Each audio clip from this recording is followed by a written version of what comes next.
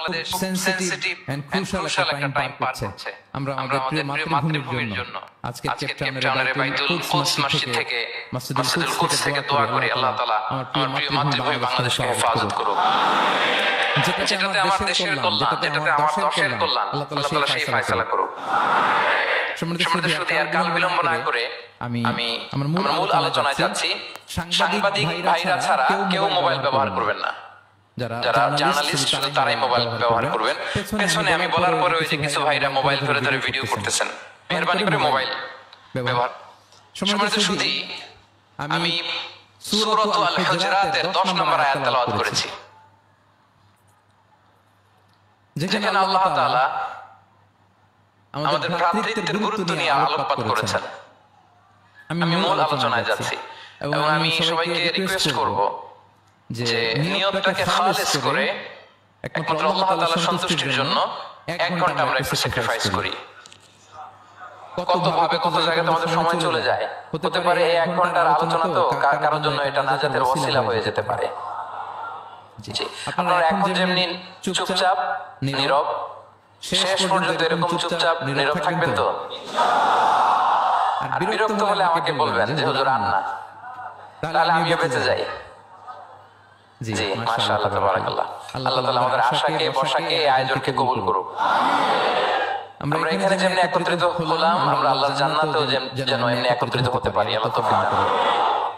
প্রিয় ভাইরা, সূরাতুল হুজুরাতের 10 নম্বর আয়াতে আল্লাহ তাআলা বলেন, ইন্নামাল মুমিনুনা ইখওয়া। আল্লাহ বলেন বিশ্বাসীরা ভাই ভাই, মুমিনরা ভাই ভাই। আমরা মুমিনরা কি ভাই ভাই? এটা ফিল হয়? হ্যাঁ, এটা ফিল করতে হবে, শুধু মুখে বললে হবে না। আমরা কিন্তু ভাই ভাই, we are brothers in Islam. ইন্নামাল মুমিনুনা ইখওয়া, বিশ্বাসীরা ভাই ভাই। ফাসলিহু বাইনা আখাওয়াইকুম। আর এই ভ্রাতৃত্বের মধ্যে যদি কখনো টানাপোড়েন হয়, বোঝাপড়ায় সমস্যা হয়, বিরোধ হয়, তাহলে মিলমিশ করে দিও তোমরা, সেটা আপোষে মীমাংসা করে দিও। আদেশটা কার? আওয়াজ করে বলুন, আদেশটা কার? বিশ্বাসীরা ভাই ভাই, এই ভ্রাতৃত্বের বন্ধনে যদি কখনো বোঝাপড়ায় ঝামেলা হয়, বিরোধ হয়, বিবাদ হয়, আপোষে মীমাংসা করে দিও, মিলে যেও। আর ওয়াত্তাকুল্লাহ, আল্লাহকে ভয় করো, লাআল্লাকুম তুরহামুন, তাহলে তোমরা অনুগ্রহপ্রাপ্ত হবে। এই আয়াতটাকে ঘিরে কিছু বার্তা আজকে ক্যাপ্টেনের এই প্রোগ্রামে আমি শেয়ার করব ইনশাআল্লাহ। তাহলে প্রথম মেসেজ হচ্ছে আমরা ভাই ভাই, we all are brothers. মুমিনরা ভাই ভাই, আওয়াজ করে বলুন, মুমিনরা আমরা ভাই ভাই। পৃথিবীতে ভ্রাতৃত্ব, ব্রাদারহুড, এটা অনেক ধরনের। 1 নম্বর ভ্রাতৃত্ব হচ্ছে আল উখুয়া আল ইনসানিয়া, মানবিক দিক থেকে ভাই। যারাই মানুষ তারাই ভাই। কারণ আমাদের আদি পিতার নাম, আদি মাতা Adam and Eve. We came from the very same source, same origin. একটা জায়গা থেকে আসছে। সবার বাপ যদি একজন হয়, সবার মা যদি একজন হয়, তাহলে সবাই কি? সুবহানাল্লাহ বলবেন না? তাহলে ভ্রাতৃত্বের একটা রূপ হচ্ছে আল উখুয়া আল ইনসানিয়া, মানবিক দিক থেকে ভাই। সেই হিসেবে হিন্দু আমার ভাই, খ্রিস্টান আমার ভাই, বৌদ্ধ আমার ভাই, নাস্তিক আস্তিক সবাই আমার ভাই। এটা হলো ভ্রাতৃত্বের একটা ধরন। ভ্রাতৃত্বের আরেকটা ধরন হচ্ছে আল উখুয়া আন নাসাবিয়্যা, বংশীয় ভাই, বংশের সম্পর্ক বা রক্তের সম্পর্ক। যেমন আমার চাচাতো ভাই, খালাতো ভাই, আরো ক্লোজে গেলে আমার আপন ভাই, মায়ের পেটের ভাই, এক রক্তের ভাই। ঠিক কিনা বলেন? এটা হলো 2 নাম্বার, এটা রক্তের সম্পর্ক। একটা হচ্ছে মানবিক দিক থেকে সম্পর্ক ভাইয়ের, সবাই ভাই ভাই। আরেকটা হচ্ছে বংশীয় বা রক্তের সম্পর্ক, আমার সিবলিং, শাকীক, আমার আপন ভাই। দুইটা গেল। 3 নাম্বার হচ্ছে আল উখুয়া দীনিয়া, দীনি ভাই। আর আমরা এটা নিয়ে কথা বলছি, আল উখুয়া দীনিয়া। ইন্নামাল মুমিনুনা ইখওয়াতুন, মুফাসসিরিন একরাম বলেছেন ইয়ানি ইখওয়াতুন ফিদ-দীন। মুমিনরা ভাই ভাই হচ্ছে 3 নাম্বার সেন্সে, আমরা দীনি ভাই। আমি আপনাদের কাউকে দেখি নাই, আমাকে হয়তো সোশ্যাল মিডিয়ায় দেখেছেন, কিন্তু সরাসরি হয়তো দেখেন নাই। কিন্তু এই যে আমাদের ভ্রাতৃত্ব, এটা দীনি ভ্রাতৃত্ব। দিনী ভাই আমরা কি ভাই? এবং ইন্টারেস্টিংলি এই দিনী ভাই বা দিনী ভ্রাতৃত্ব আগের দুইটার চেয়ে মজবুত। কখনো কখনো এটা রক্তের সম্পর্ক ছাড়িয়ে যায়। সুবহানাল্লাহ পড়ে। বদরের যুদ্ধে এই পাশে কুরাইশরা মানে মুশরিকরা, এই পাশে মুমিনরা। এমন হয়েছে রাসূল সাল্লাল্লাহু আলাইহি পক্ষে মুমিনদের ওখানে এক ভাই আর আবু জাহেলের সাথে আরেক ভাই, দ্বন্দ্ব সংঘাত। এই ভাই ওই ভাইকে হত্যা করেছে দিনের কারণে। তার মানে দিনী ভ্রাতৃত্ব এটা এত মজবুত, এটা মাঝে মাঝে রক্তের সম্পর্ককে ছাড়িয়ে ছাপিয়ে উপরে উঠে যায়। আল্লাহু আকবার। তাহলে আমাদের সম্পর্কটা হচ্ছে এরকম মজবুত সম্পর্ক প্রিয় ভাইরা। আমরা সবাই দিনী ভাই। আওয়াজ করে বলুন কি ভাই? এবং আমাদের দৃষ্টান্ত দিয়েছেন বিষ্ণু ইসলাম, তিনি বলেছেন তোমরা সবাই দিনী ভাইরা, সবাই মিলে এক দেহ এক প্রাণ। আওয়াজ করে বলুন এক দেহ এক প্রাণ। শুধু মুখ দিয়ে বললে হবে, ফিল করতে হবে। আমরা সবাই এক দেহ এক প্রাণ। বিষ্ণু বলেন মাসালুল মুমিনিনা ফি তাওয়াদ্দিহিম ওয়া তারাহুমিহিম ওয়া তাআতুফিহিম মাসালুল জাসাদ। মুমিনদের ভালোবাসার সম্পর্ক, এটা দৃষ্টান্ত হচ্ছে পারস্পরিক ভালোবাসার সম্পর্ক হচ্ছে কামাসালিল জাসাদ। এটা একটা দেহের মতো। আমরা সবাই মিলে এক দেহ। দেহের কোনো অঙ্গ যদি ইনজুর্ড হয়, সারা দেহ যদি কষ্ট পায়, বিশ্বের কোথাও আমার কোনো দিনী ভাই যদি কষ্ট পায়, আমাদের প্রত্যেকের হৃদয়ে রক্তক্ষরণ ঘটে, চিল্লায় বলেন ঠিক কিনা? আপনার পা কেটে গেছে, এখন আমরা কি এরকম ভাবে যে পা গেছে তো কি হইছে, পাই না কষ্ট পাবো, সারা দেহ তো ওকে, ব্যাপারটা কেমন? দেখবেন পা কেটে গেলে রাতে ঘুম আসে না, ওটা ব্যথায় জ্বর চলে আসে, এরকম আছে না? নাই? এজন্য বিষ্ণু ইসলাম বলেছেন মাসালুল জাসাদ, একটা দেহ, দেহের এক অঙ্গ ইনজুর্ড হলে যেমনি সারা দেহ কষ্ট পায়, পুরো দেহটা রাত জেগে থাকে, জ্বর এসে যায়, তেমনি গোটা বিশ্বের কোন প্রান্তে, কোন জনপদে, কোন এলাকায় কোন মুসলিম ভাইয়ের যদি কষ্ট হয়, সেটা আমাদের হৃদয়ে যায় লাগে, ঠিক কিনা বলেন? ফিলিস্তিনের ভাইয়েরা যদি কাঁদে, আমাদের ভালো লাগে? কাশ্মীরের ভাইয়েরা যখন গৃহহীন হয়, আমরা এটা সহ্য করতে পারি? মিয়ানমারে আমার মুসলিম ভাইয়েরা যখন নির্যাতিত হয়, আমরা কি এটা মেনে নেই? কারণ এক দেহ এক প্রাণ। আওয়াজ করে বলুন এক দেহ এক দেহ। এটা মনে রাখতে হবে, আমরা এক দেহ এক প্রাণ। এবং বিষ্ণু ইসলাম বলেছেন যে আমাদের সম্পর্কটা হচ্ছে রহমা উবাইনাহুম। এই যে এত বলার পরে এরপর ভিডিও করে মোবাইল দিয়ে ভলান্টিয়ার স্টপ করে দিবে। এবং বিষ্ণু ইসলাম এটাকে এত গুরুত্ব দিয়েছেন, আমরা যদি কোরআনের দিকে তাকাই, আল্লাহ তাআলা বলেছেন আমাদের সম্পর্কটা হচ্ছে রহমা উবাইনাহুম। রহমা, একে অপরের প্রতি আমরা সফট হার্টেড, রহমদিল, একে অপরের প্রতি সফট হার্টেড। কোরআনের অন্য জায়গায় এসেছে বুনিয়ানুন মারসুস, সীসা ঢালা প্রাচীরের মতো আমাদের সম্পর্ক। সুবহানাল্লাহ বলবেন না? কখনো কখনো হাদিসে এসেছে এক ভাই হচ্ছে আরেক ভাইয়ের মিরাতুল মুমিন। এক মুমিনের জন্য আরেক মুমিন হচ্ছে আয়না। আয়নার সামনে দাঁড়ালে দেখা যায় যে আমার এখানে একটা দাগ, তারপর আয়নার সামনে দাঁড়ালে আমাকে ঠিক করে নেওয়া যায়, গুছিয়ে নেওয়া যায়। তার মানে আমার সমস্যা, আমার ভুল, আমার খুঁত, আমার স্পট, এটা আয়না বলে দেয়। মুমিনরাও এরকম, এক ভাই আরেক ভাইকে সংশোধন করে দেয়। সুবহানাল্লাহ পড়ে। এবং কোরআন কখনো কখনো আমাদেরকে বলেছে যে ওয়ায়ুফিরুনা আলা আনফুসিহিম ওয়ালাউ কানা বিহিম খাসাসা। ভ্রাতৃত্বের সম্পর্কটা এমন হবে যে নিজের প্রয়োজনের চেয়ে মুমিন ভাই তার অন্য ভাইয়ের প্রয়োজনকে গুরুত্ব দিবে। সুবহানাল্লাহ। আমার প্রয়োজন, তারপর আমি না নিয়ে আমার ভাইকে দিব। এরকম নিদর্শন আমাদের মধ্যে আছে না নাই? আপনারা ইয়ারমুকের যুদ্ধের নাম শুনেছেন? হিজরি 15 সালের কথা। বিষ্ণু ইসলাম ইন্তেকালের 4-5 বছর পরের ঘটনা। ওমর ফারুক রাদিয়াল্লাহু তাআলা উনি হচ্ছেন তখন আমাদের খলিফা, the second caliph of Islam, আমিরুল মুমিনিন, খলিফাতুল মুসলিমিন। তো ইয়ারমুকের যুদ্ধে আল্লাহ তাআলা আমাদেরকে বিজয় দান করেছিলেন। কিন্তু এমনি এমনি বিজয় আসে নাই, এমনি এমনি আসে নাই। একের পর এক সাহাবারা আহত হয়েছেন, নিহত হয়েছেন, শহীদ হয়েছেন। এবং যুদ্ধের এক পর্যায়ে এমন হয়েছে খাবারের অভাবে, পানির অভাবে সাহাবারা ছটফট করছিলেন। এক ফোঁটা পানি নাই, রূহ বের হয়ে যায়, পানি পানি বলে চিৎকার করছেন। তৃষ্ণায় যখন কাতর, ওই সাহাবীর কাছে পানি নিয়ে আসা হলো। মশক দিয়ে পানি নিয়ে আসা হলো, সামান্য কিছু পানি দিলেন। তো উনি যখন পানি খাবেন দেখতে পেলেন যে পাশে আরেক ভাই চিৎকার করে পানি পানি, এক ফোঁটা পানি দাও, চিৎকার করছে। ওই সাহাবী বলতেছেন আমার দরকার নেই, আমার ভাইকে নিয়ে আগে দাও, আমি পরে খাবো। আল্লাহ। ওই দ্বিতীয় সাহাবীর কাছে যাওয়া হলো মশক নিয়ে, যে আপনি একটু পানি খেয়ে তার হৃদয়টাকে শান্ত করেন, ঠান্ডা করেন। তিনি যখন পানি মুখে নিতে যাবেন, পাশে আরেক ভাই চিৎকার করছে পানি পানি, এক ফোঁটা পানি দাও। ওই সাহাবী বললেন আমাকে না, আমার ভাইকে দাও, আমার আগে আমার ভাইকে দাও। ওই সাহাবীর কাছে নিয়ে যাওয়া হলো যে আপনি আগে খান। ওই সাহাবীর কাছে পানির মশক নিয়ে যেতে যেতেই উনি শহীদ হয়ে গেলেন। আবার মশক নিয়ে দ্বিতীয় সাহাবীর কাছে আসতে না আসতে দ্বিতীয় সাহাবী শহীদ হয়ে গেলেন।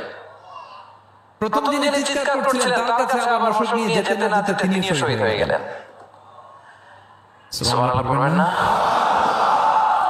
ويؤثرون على أنفسهم ولو كان بهم خصاصة। নিজেদের প্রয়োজন থাকা সত্ত্বেও মুমিনরা তার অন্য ভাইয়ের প্রয়োজনকে প্রাধান্য দেয়। আল্লাহু আকবার। এই হচ্ছে আমাদের ভ্রাতৃত্বের দৃষ্টান্ত। তার প্রথম মেসেজ হচ্ছে মুমিনরা ভাই ভাই, মুমিনরা। আর আমাদের দৃষ্টান্ত হচ্ছে এক দেহ এক প্রাণ, আওয়াজ করে এক দেহ। আর আমরা যদি কখনো বিবাদে জড়াই আমরা এটাকে সংশোধন করে দেব, আপোষে মিলমিশ করে দেব। কি বলেন? নাকি আরো লাগাই দিবেন? ঝগড়া লাগছে আরেকটু লাগাই দেই। হ্যাঁ, আচ্ছা বলেন তো, আগুন লাগলে আপনারা কি দিয়ে নিভান? ওইখানে যদি কেউ তেল ঢেলে দেয়, এই কাজ করবেন? মিলিয়ে দিব আমরা, পারা যাবে তো? প্রিয় ভাইরা, ইউনিটির কোনো বিকল্প নাই, সংঘবদ্ধ থাকার বিকল্প নাই, সুসম্পর্কের কোনো বিকল্প নাই। আজকে যদি আপনি সমাজের দিকে তাকান দেখবেন আমাদের সম্পর্কগুলো নষ্ট হয়ে যাচ্ছে পারস্পরিক। বাবার সাথে ছেলের সম্পর্ক ভালো না, বউমার সাথে শাশুড়ির সম্পর্ক ভালো না, ভাইয়ের সাথে ভাইয়ের সম্পর্ক ভালো না, মামাকে দেখলে ভাগিনা সালাম দেয় না, আছে না নাই? চাচার সাথে ভাতিজার সম্পর্ক ভালো না, স্ত্রীর সাথে স্বামীর সম্পর্ক ভালো না। কত রিপোর্ট যে আমাদের কাছে আসে। নেতার সাথে কর্মীর সম্পর্ক ভালো না, এরকম আছে না নাই? তাহলে আমাদের মধ্যে সম্পর্কের টানা পড়েন, গ্যাপ, এটা আছে না নাই বলেন? এই সম্পর্কের টানা পড়ানোর জন্য আমরাই দায়ী। এর কারণ হচ্ছে আমরা সম্পর্কগুলোর যত্ন নেই না। আপনি যদি একটা গাছ লাগান, লাগিয়ে যদি রেখে দেন এটা বাঁচবে? এটা কি করতে হয়? পরিচর্যা করতে হয়, যত্ন নিতে হয়, সার দিতে হয়, পানি দিতে হয়, নিড়ানি দিতে হয়, আগাছা পরিষ্কার করতে হয়। তার মানে গাছ লাগালে এটা যত্ন নিতে হয়। কথা বুঝতে পেরেছেন?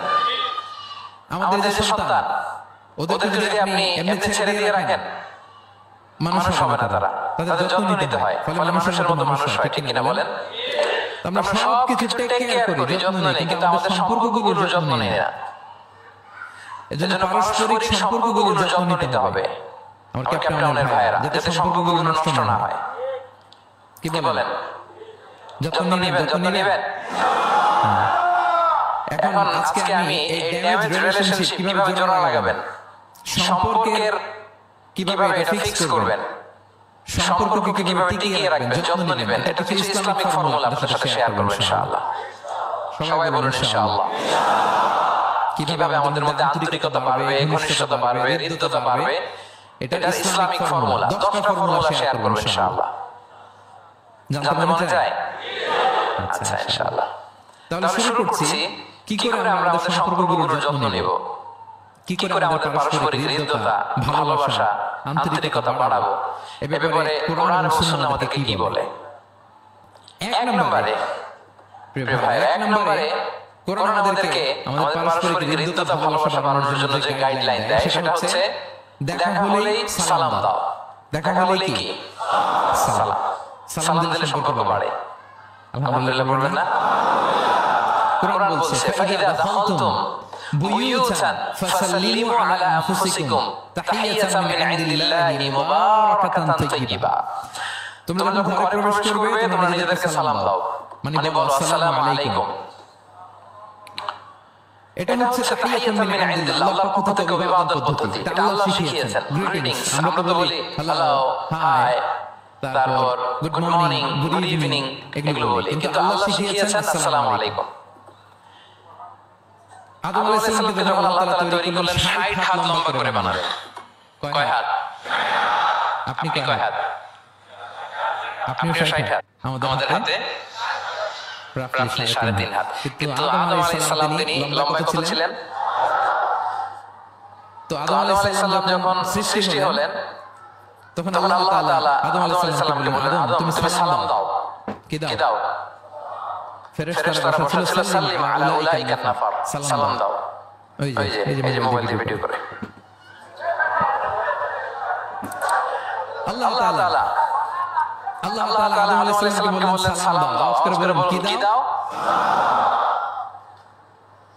হে আদম তুমি বলো আসসালামু আলাইকুম। আদম আলাইহিস সালাম বললেন আসসালামু আলাইকুম। আল্লাহ বললেন এটা তোমার এবং তোমার পরবর্তী পৃথিবীতে যারা আসবে তোমাদের অভিবাদন পদ্ধতি, গ্রিটিং, স্যালুটেশনস দেয়ার সিস্টেম। কেন বললেন? কারণ শয়তান অহংকারের কারণে বিতাড়িত হয়েছে। আল্লাহ চান যে আদম আলাইহিস সালাম যেন বিতাড়িত না হন। বিষ্ণু বলেন আল বাদিউ বিসসালামি বারিউন মিনাল কিবর, যে আগে সালাম দেয় তার হৃদয় থেকে অহংকার টেনে ফেলে দেয় কে? আগে সালাম দিবেন আপনার হৃদয় অহংকার মুক্ত হয়ে যাবে। আল্লাহ তাআলা চাইলেন ইবলিস যেই ভুল করেছে আদম যেন সেটা না করে, আদমের হৃদয় যেন আগে থেকে অহংকার মুক্ত থাকে। সৃষ্টির পরে আল্লাহ তাআলা আদম আলাইহিস সালামকে বললেন, আদম তুমি সালাম দাও। আল্লাহু আকবার। তাহলে পারস্পরিক ভালোবাসা আর হৃদ্যতা বাড়ানোর এক নম্বর পদ্ধতি হচ্ছে সালাম। এক নম্বর পদ্ধতি কি? আগে দিবেন না পরে? অনেকে বসে থাকে, আমরা আগে দেখ। আমি তো বাইরে দেখলাম খুব ঠান্ডা, এখানে এত ক্রাউড, কাঁপতেছি রীতিমতো। থাক প্রিয় ভাইরা, অসুবিধা নেই, থাক। আগে দিবেন না পরে? বাসায় যে এখন আসতে হয়ে গেছে সাউন্ড।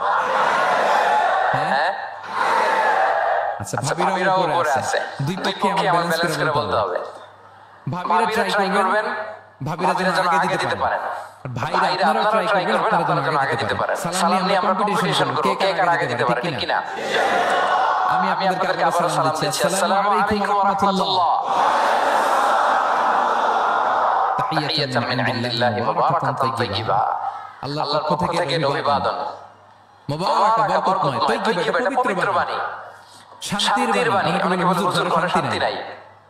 ঘরে তো শান্তির বাণী তো আপনি ঢুকানি না করে আগ্রহ থেকে। শান্তির পায়গাম তো ঢুকাতে হবে। শান্তির পায়গামের নাম হচ্ছে সালাম। শান্তির পায়গামের নাম কি? তাহলে ঘরে সালামের চর্চা। আপনি ভাবিকে দিবেন, ভাবি আপনাকে দিবে। আপনি বাচ্চাকে দিবেন, বাচ্চা আপনাকে দিবে। সবাইকে আগে দেওয়ার চেষ্টা করবেন। নাকি বসে থাকবেন? পারবেন? ঠিক আছে। তাহলে পারস্পরিক সম্প্রীতি, হৃদ্যতা, ভালোবাসা বাড়ানোর এক নম্বর ফর্মুলা হচ্ছে সালাম। এক নম্বর ফর্মুলা আমি কিন্তু জিজ্ঞেস করব অবশেষে। এজন্য কান দুটো খরগোশের কানের মতো খাড়া করে আমার দিকে তাকিয়ে থাকুন। One to one, brain to brain. Mobile নাই, ভিডিও নাই, ক্যামেরা নাই, শুধু চাপা পাখির মতো তাকিয়ে থাকেন। দেখবেন যে সিনা বা সিনা, এলেম আসছে এভাবে, হৃদয় থেকে হৃদয়ে, নাকি মোবাইল থেকে মোবাইলে। এখন তো মোবাইল থেকে মোবাইলে। এলম এসেছে সিনা থেকে সিনা, one to one, brain to brain. তাহলে হৃদ্যতা, সম্পর্ক, ভালোবাসা এটা বাড়ানোর এক নম্বর ইসলামিক ফর্মুলা কি? এবং বিষ্ণু সাল্লাল্লাহু আলাইহি ওয়াসাল্লাম বলেছেন, সালাম যদি দাও তাহলে তোমাদের পারস্পরিক ভালোবাসা বাড়বে। তিনি বললেন, আওয়ালা আদুল্লুকুম আলা শাইইন ইযা ফাআলতুমুহু তাহাব্বাতুম। হে সাহাবীরা, আমি তোমাদেরকে একটা টিপস শিখাই দিব না, যেটা করলে তোমাদের মধ্যে ভালোবাসা বাড়বে? সাহাবারা বললেন, অবশ্যই শিখাবেন। বিষ্ণু সাল্লাল্লাহু বললেন, আফশুস সালামা বাইনাকুম। যদি চাও নিজেদের ভালোবাসা বাড়ুক তো বেশি বেশি সালাম দাও। সরাসরি বিষ্ণু সাল্লাল্লাহু এটাই বলেছেন। নিজেদের মধ্যে ভালোবাসা বাড়াতে চাইলে কি দিবা? সালাম দিবা। তাহলে এক নম্বর ফর্মুলা আমরা জেনে গেলাম। আমাদের হৃদ্যতা, ভালোবাসা এটা বাড়াতে চাইলে আমরা সালাম দিব। অনেক দিন ধরে কথা বলেন না, ভুল করছেন আপনি, সালাম দিবেন। আপনি শুরু করবেন। অনেকে বলে আমি করব কেন? ভুল তো সে করছে। দোস্ত আমি কথা বলবো কেন? এরকম অভিমান আছে না? এই অভিমান আর গোল ধরে বসে থাকবেন আর আওয়াজ করে বলে থাকবেন। বরং কি করবেন? তাহলে গেল ভালোবাসা, হৃদ্যতা, সম্পর্ক ভালো করার প্রথম পদ্ধতি হচ্ছে সালাম দিব পরস্পরকে। গেল দুই নাম্বার টিপস বা ফর্মুলা হচ্ছে স্মাইলিং ফেসে থাকা, মানে মুচকি হাসির একটা ভাবে থাকা সব সময়। এটা সুন্নাহ। মুচকি হাসি। কি হাসি? প্রিয় ভাইরা খেয়াল রাখবেন, হাসি এটা কিন্তু ইতিবাচকভাবে সংক্রামক, মানে এটা ছড়ায়। আমি হেসে কথা বললে শ্রোতা একটু হাসি খুশি ভাব, আমি গোমরাহ আপনারা গোমরাহ, এরকম হয় না? দেখবেন যে সব সময় একটু স্মাইলিং ফেসে থাকে তাকে সবাই পছন্দ করে। কথা বলেন ঠিক কিনা? হাসি এটা পজিটিভলি সংক্রামিত হয়, ছড়ায়, অন্যকে প্রভাবিত করে এবং মানসিক স্বাস্থ্যের সাথে হাসির সম্পর্ক আছে। যারা গোমরাহ থাকে আর অসুস্থ থাকে বেশি, আর যারা হাসি খুশি থাকে আর সুস্থ থাকে বেশি। এজন্য হাসবেন তো, নাকি চেহারা গোমরা করে রাখবেন? এদিকে সবার মধ্যে হাসি ভাব চলে আসছে, আলহামদুলিল্লাহ বলেন। তাহলে পারস্পরিক সম্প্রীতি ভালোবাসা বাড়ানোর পদ্ধতি হচ্ছে কার সাথে কথা বললে দেখা হলে আমরা স্মাইলিং ফেসে থাকবো, মুচকি হাসি। হাসি তিন ধরনের, আমার ক্যাপ্টেনের ভাই কয় ধরনের? একটা হচ্ছে অট্ট হাসি, এটা জায়েজ নাই। এই যে আমরা ছোটবেলায় আলিফ লামের মধ্যে এই আলিফ লামের দত্ত হা হা হা করে হাসি দিত না, এই হা হা করে এই হাসি দেয়া যাবে নিষেধ। উদাহরণ দেওয়ার জন্য আমি বললাম আর কি। আচ্ছা, আরেকটা হচ্ছে আদ-দিহক। আদ-দিহক মানে স্বাভাবিক হাসি, একটু দাঁত দেখা যায়, এটা জায়েজ, এটা দেয়া যাবে। সবচেয়ে ভালো রেকমেন্ডেড সুন্নাহ হচ্ছে তাবাসসুম, মুচকি হাসি। আল্লাহ, বিশ্বনবী ইসলামের চেহারা মুবারকের মধ্যে সব সময় মুচকি হাসির একটা রেশ ওনার ঠোঁটে লেগেই থাকতো। সাহাবী আব্দুল্লাহ ইবনে হারিস রাদিয়াল্লাহু তাআলা আনহু বর্ণনা করেন, তিনি বলেন, মা রাআইতু আহাদান আকসারা তাবাসসুমান মিন রাসূলিল্লাহি সাল্লাল্লাহু আলাইহি ওয়াসাল্লাম। তিনি বলেন, আমি আমার জীবদ্দশায়, আমার জীবনে রাসূল সাল্লাল্লাহু আলাইহি ওয়াসাল্লামের চেয়ে বেশি কাউকে মুচকি হাসি অবস্থায় থাকতে দেখি নাই। সব সময় মুচকি হাসি, একটা স্মাইলিং ফেস থাকবেন, নাকি গোমরাহ মুখে থাকবেন? হ্যাঁ, কি করবেন? মুচকি হাসি। এবং আপনি আপনার ভাইয়ের দিকে তাকিয়ে মুচকি হাসি যদি দেন, বিষ্ণু সাল্লাল্লাহু বলেন, তাবাসসুমুকা ফি ওয়াজহি আখিকা সাদাকা, you smile to your brother, it's a charity. তুমি তোমার ভাইয়ের দিকে তাকিয়ে যে মুচকি হাসি দাও, এটা দিলেও সাদাকার সওয়াব হয়ে যায়। আপনি দিলেন হাসি, আমার নামে যুক্ত হলো কি? সাদাকা। আর বিষ্ণু সাল্লাল্লাহু বলেন, তুমি কোন কাজকে লা তাহকিরান্না মিনাল মারুফি শাইআ, কোন কাজকে ছোট করে দেখবে না, কোন নেক আমলকে। যদিও তুমি তোমার ভাইয়ের চেহারার দিকে মুচকি হাসি দিয়ে তাকাও, এটাও সাদাকার সওয়াব। তাহলে আমরা কারোর সাথে যখন কথা বলবো, দেখা হবে আমরা একটা স্মাইলিং ফেসে থাকবো, গোমরাহ মুখে থাকবো না। কি বলেন, পারা যাবে? সব সময় স্মাইলিং ফেস, মুচকি হাসি। বিষ্ণু ইসলাম মুচকি হাসতেন। মুচকি যারা হাসে তাদেরকে সবাই পছন্দ করে। মুখটা যদি গোমরাহ করে কেউ রাখে, দেখতে ভালো লাগে, কথা বলতে ভালো লাগে। দেখবেন অনেক বড়দেরকে বাচ্চারা ভয় পায়, কাছে যায় না। কেন বলেন তো? গম্ভীর থাকে। আবার অনেক মানুষের কাছে তাকে দেখলেই বাচ্চারা দৌড়ে করে কোলে উঠতে যায়, আছে না নাই? Smiling face. এই যে আমাদের শেখ মঈনুদ্দিন, আজকে আমার সাথে একটা সফরে ছিল, যেই বাচ্চাকে দেখে বলে, come on give me a hug. তো এই মানুষকে বাচ্চারা ভালোবাসতে পারবে? সুবহানাল্লাহ, এরকম হইতে হবে। বিষ্ণু ইসলামকে বাচ্চারা দেখলে খুব খুশি হতো, কোলে বসতে চাইতো। এক বাচ্চা তো কোলে বসে পেশাবি করে দিছে। সুবহানাল্লাহ বলবেন না? বিষ্ণু ইসলাম নাতনিদেরকে কোলে নিয়ে নফল নামাজ পড়তেন।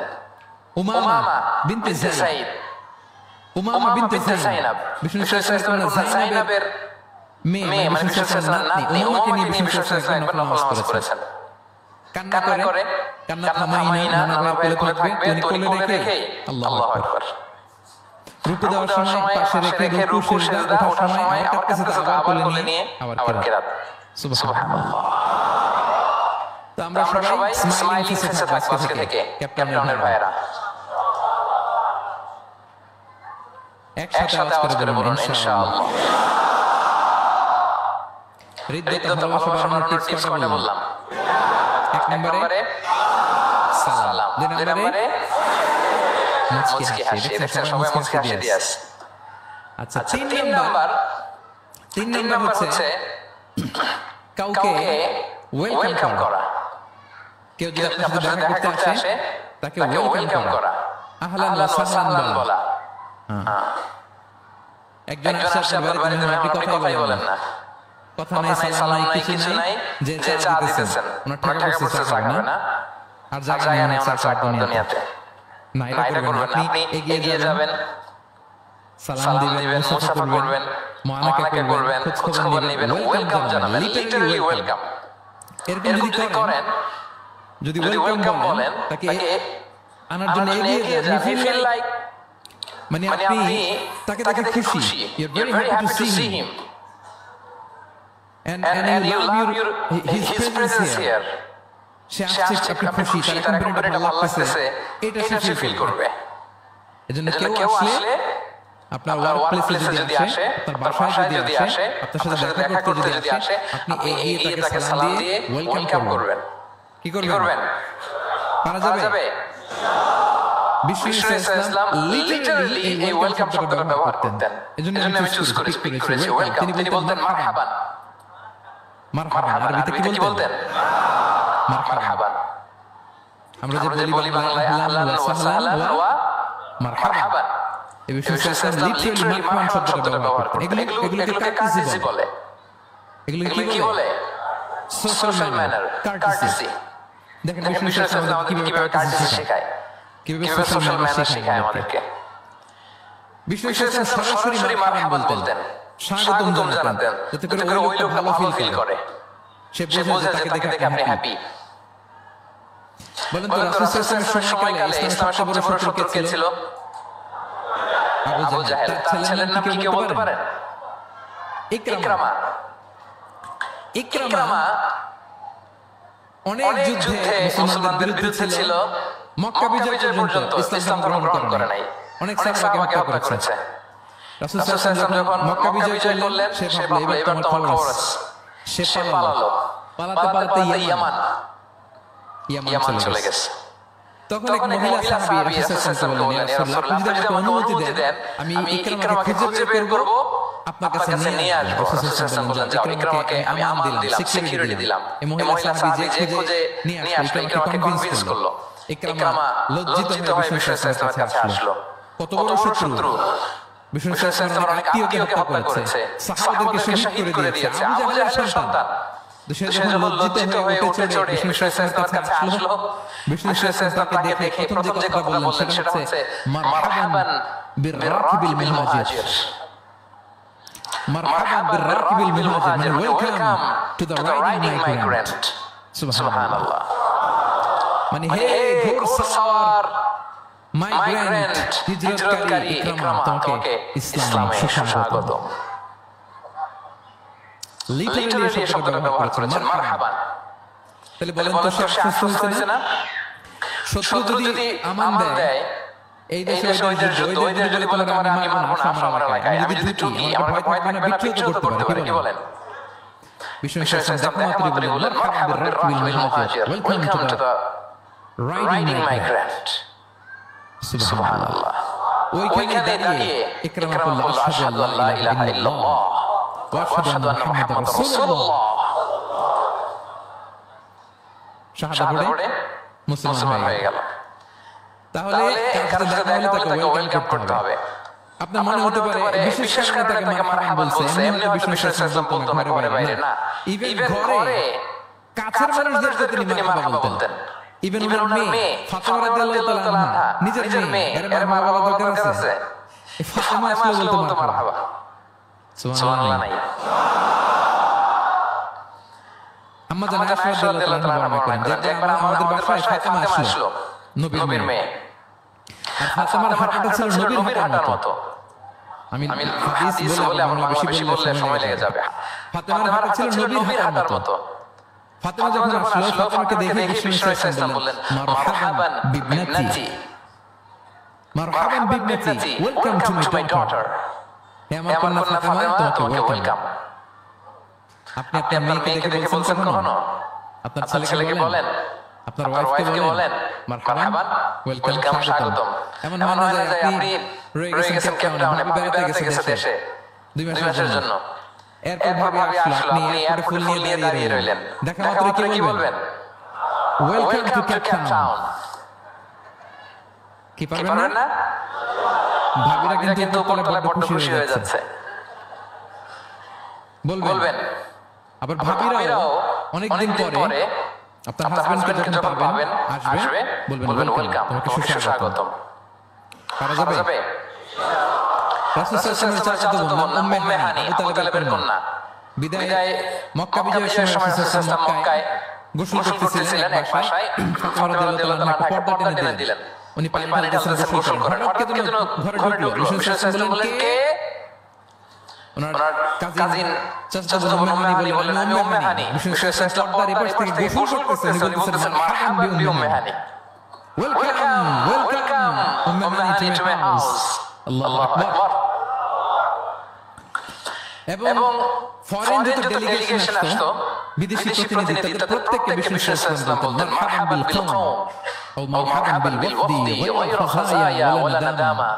যত ডেলিগেশন আসতো বলতেন, welcome welcome to Medina city, আসেন ওয়েলকাম। তাহলে প্রিয় ভাইরা, আমাদের পারস্পরিক সম্পর্ক, হৃদ্যতা, ভালোবাসা, 3 নম্বর ফর্মুলা হচ্ছে কেউ আমার বাসায় আসলে, কেউ আমার অফিসে আসলে, কেউ আমার সাথে দেখা করতে আসলে আমি তাকে ওয়েলকাম করব। কি করব? মনে থাকবে তো? কয়টা গেল? এক নাম্বার কি ছিল?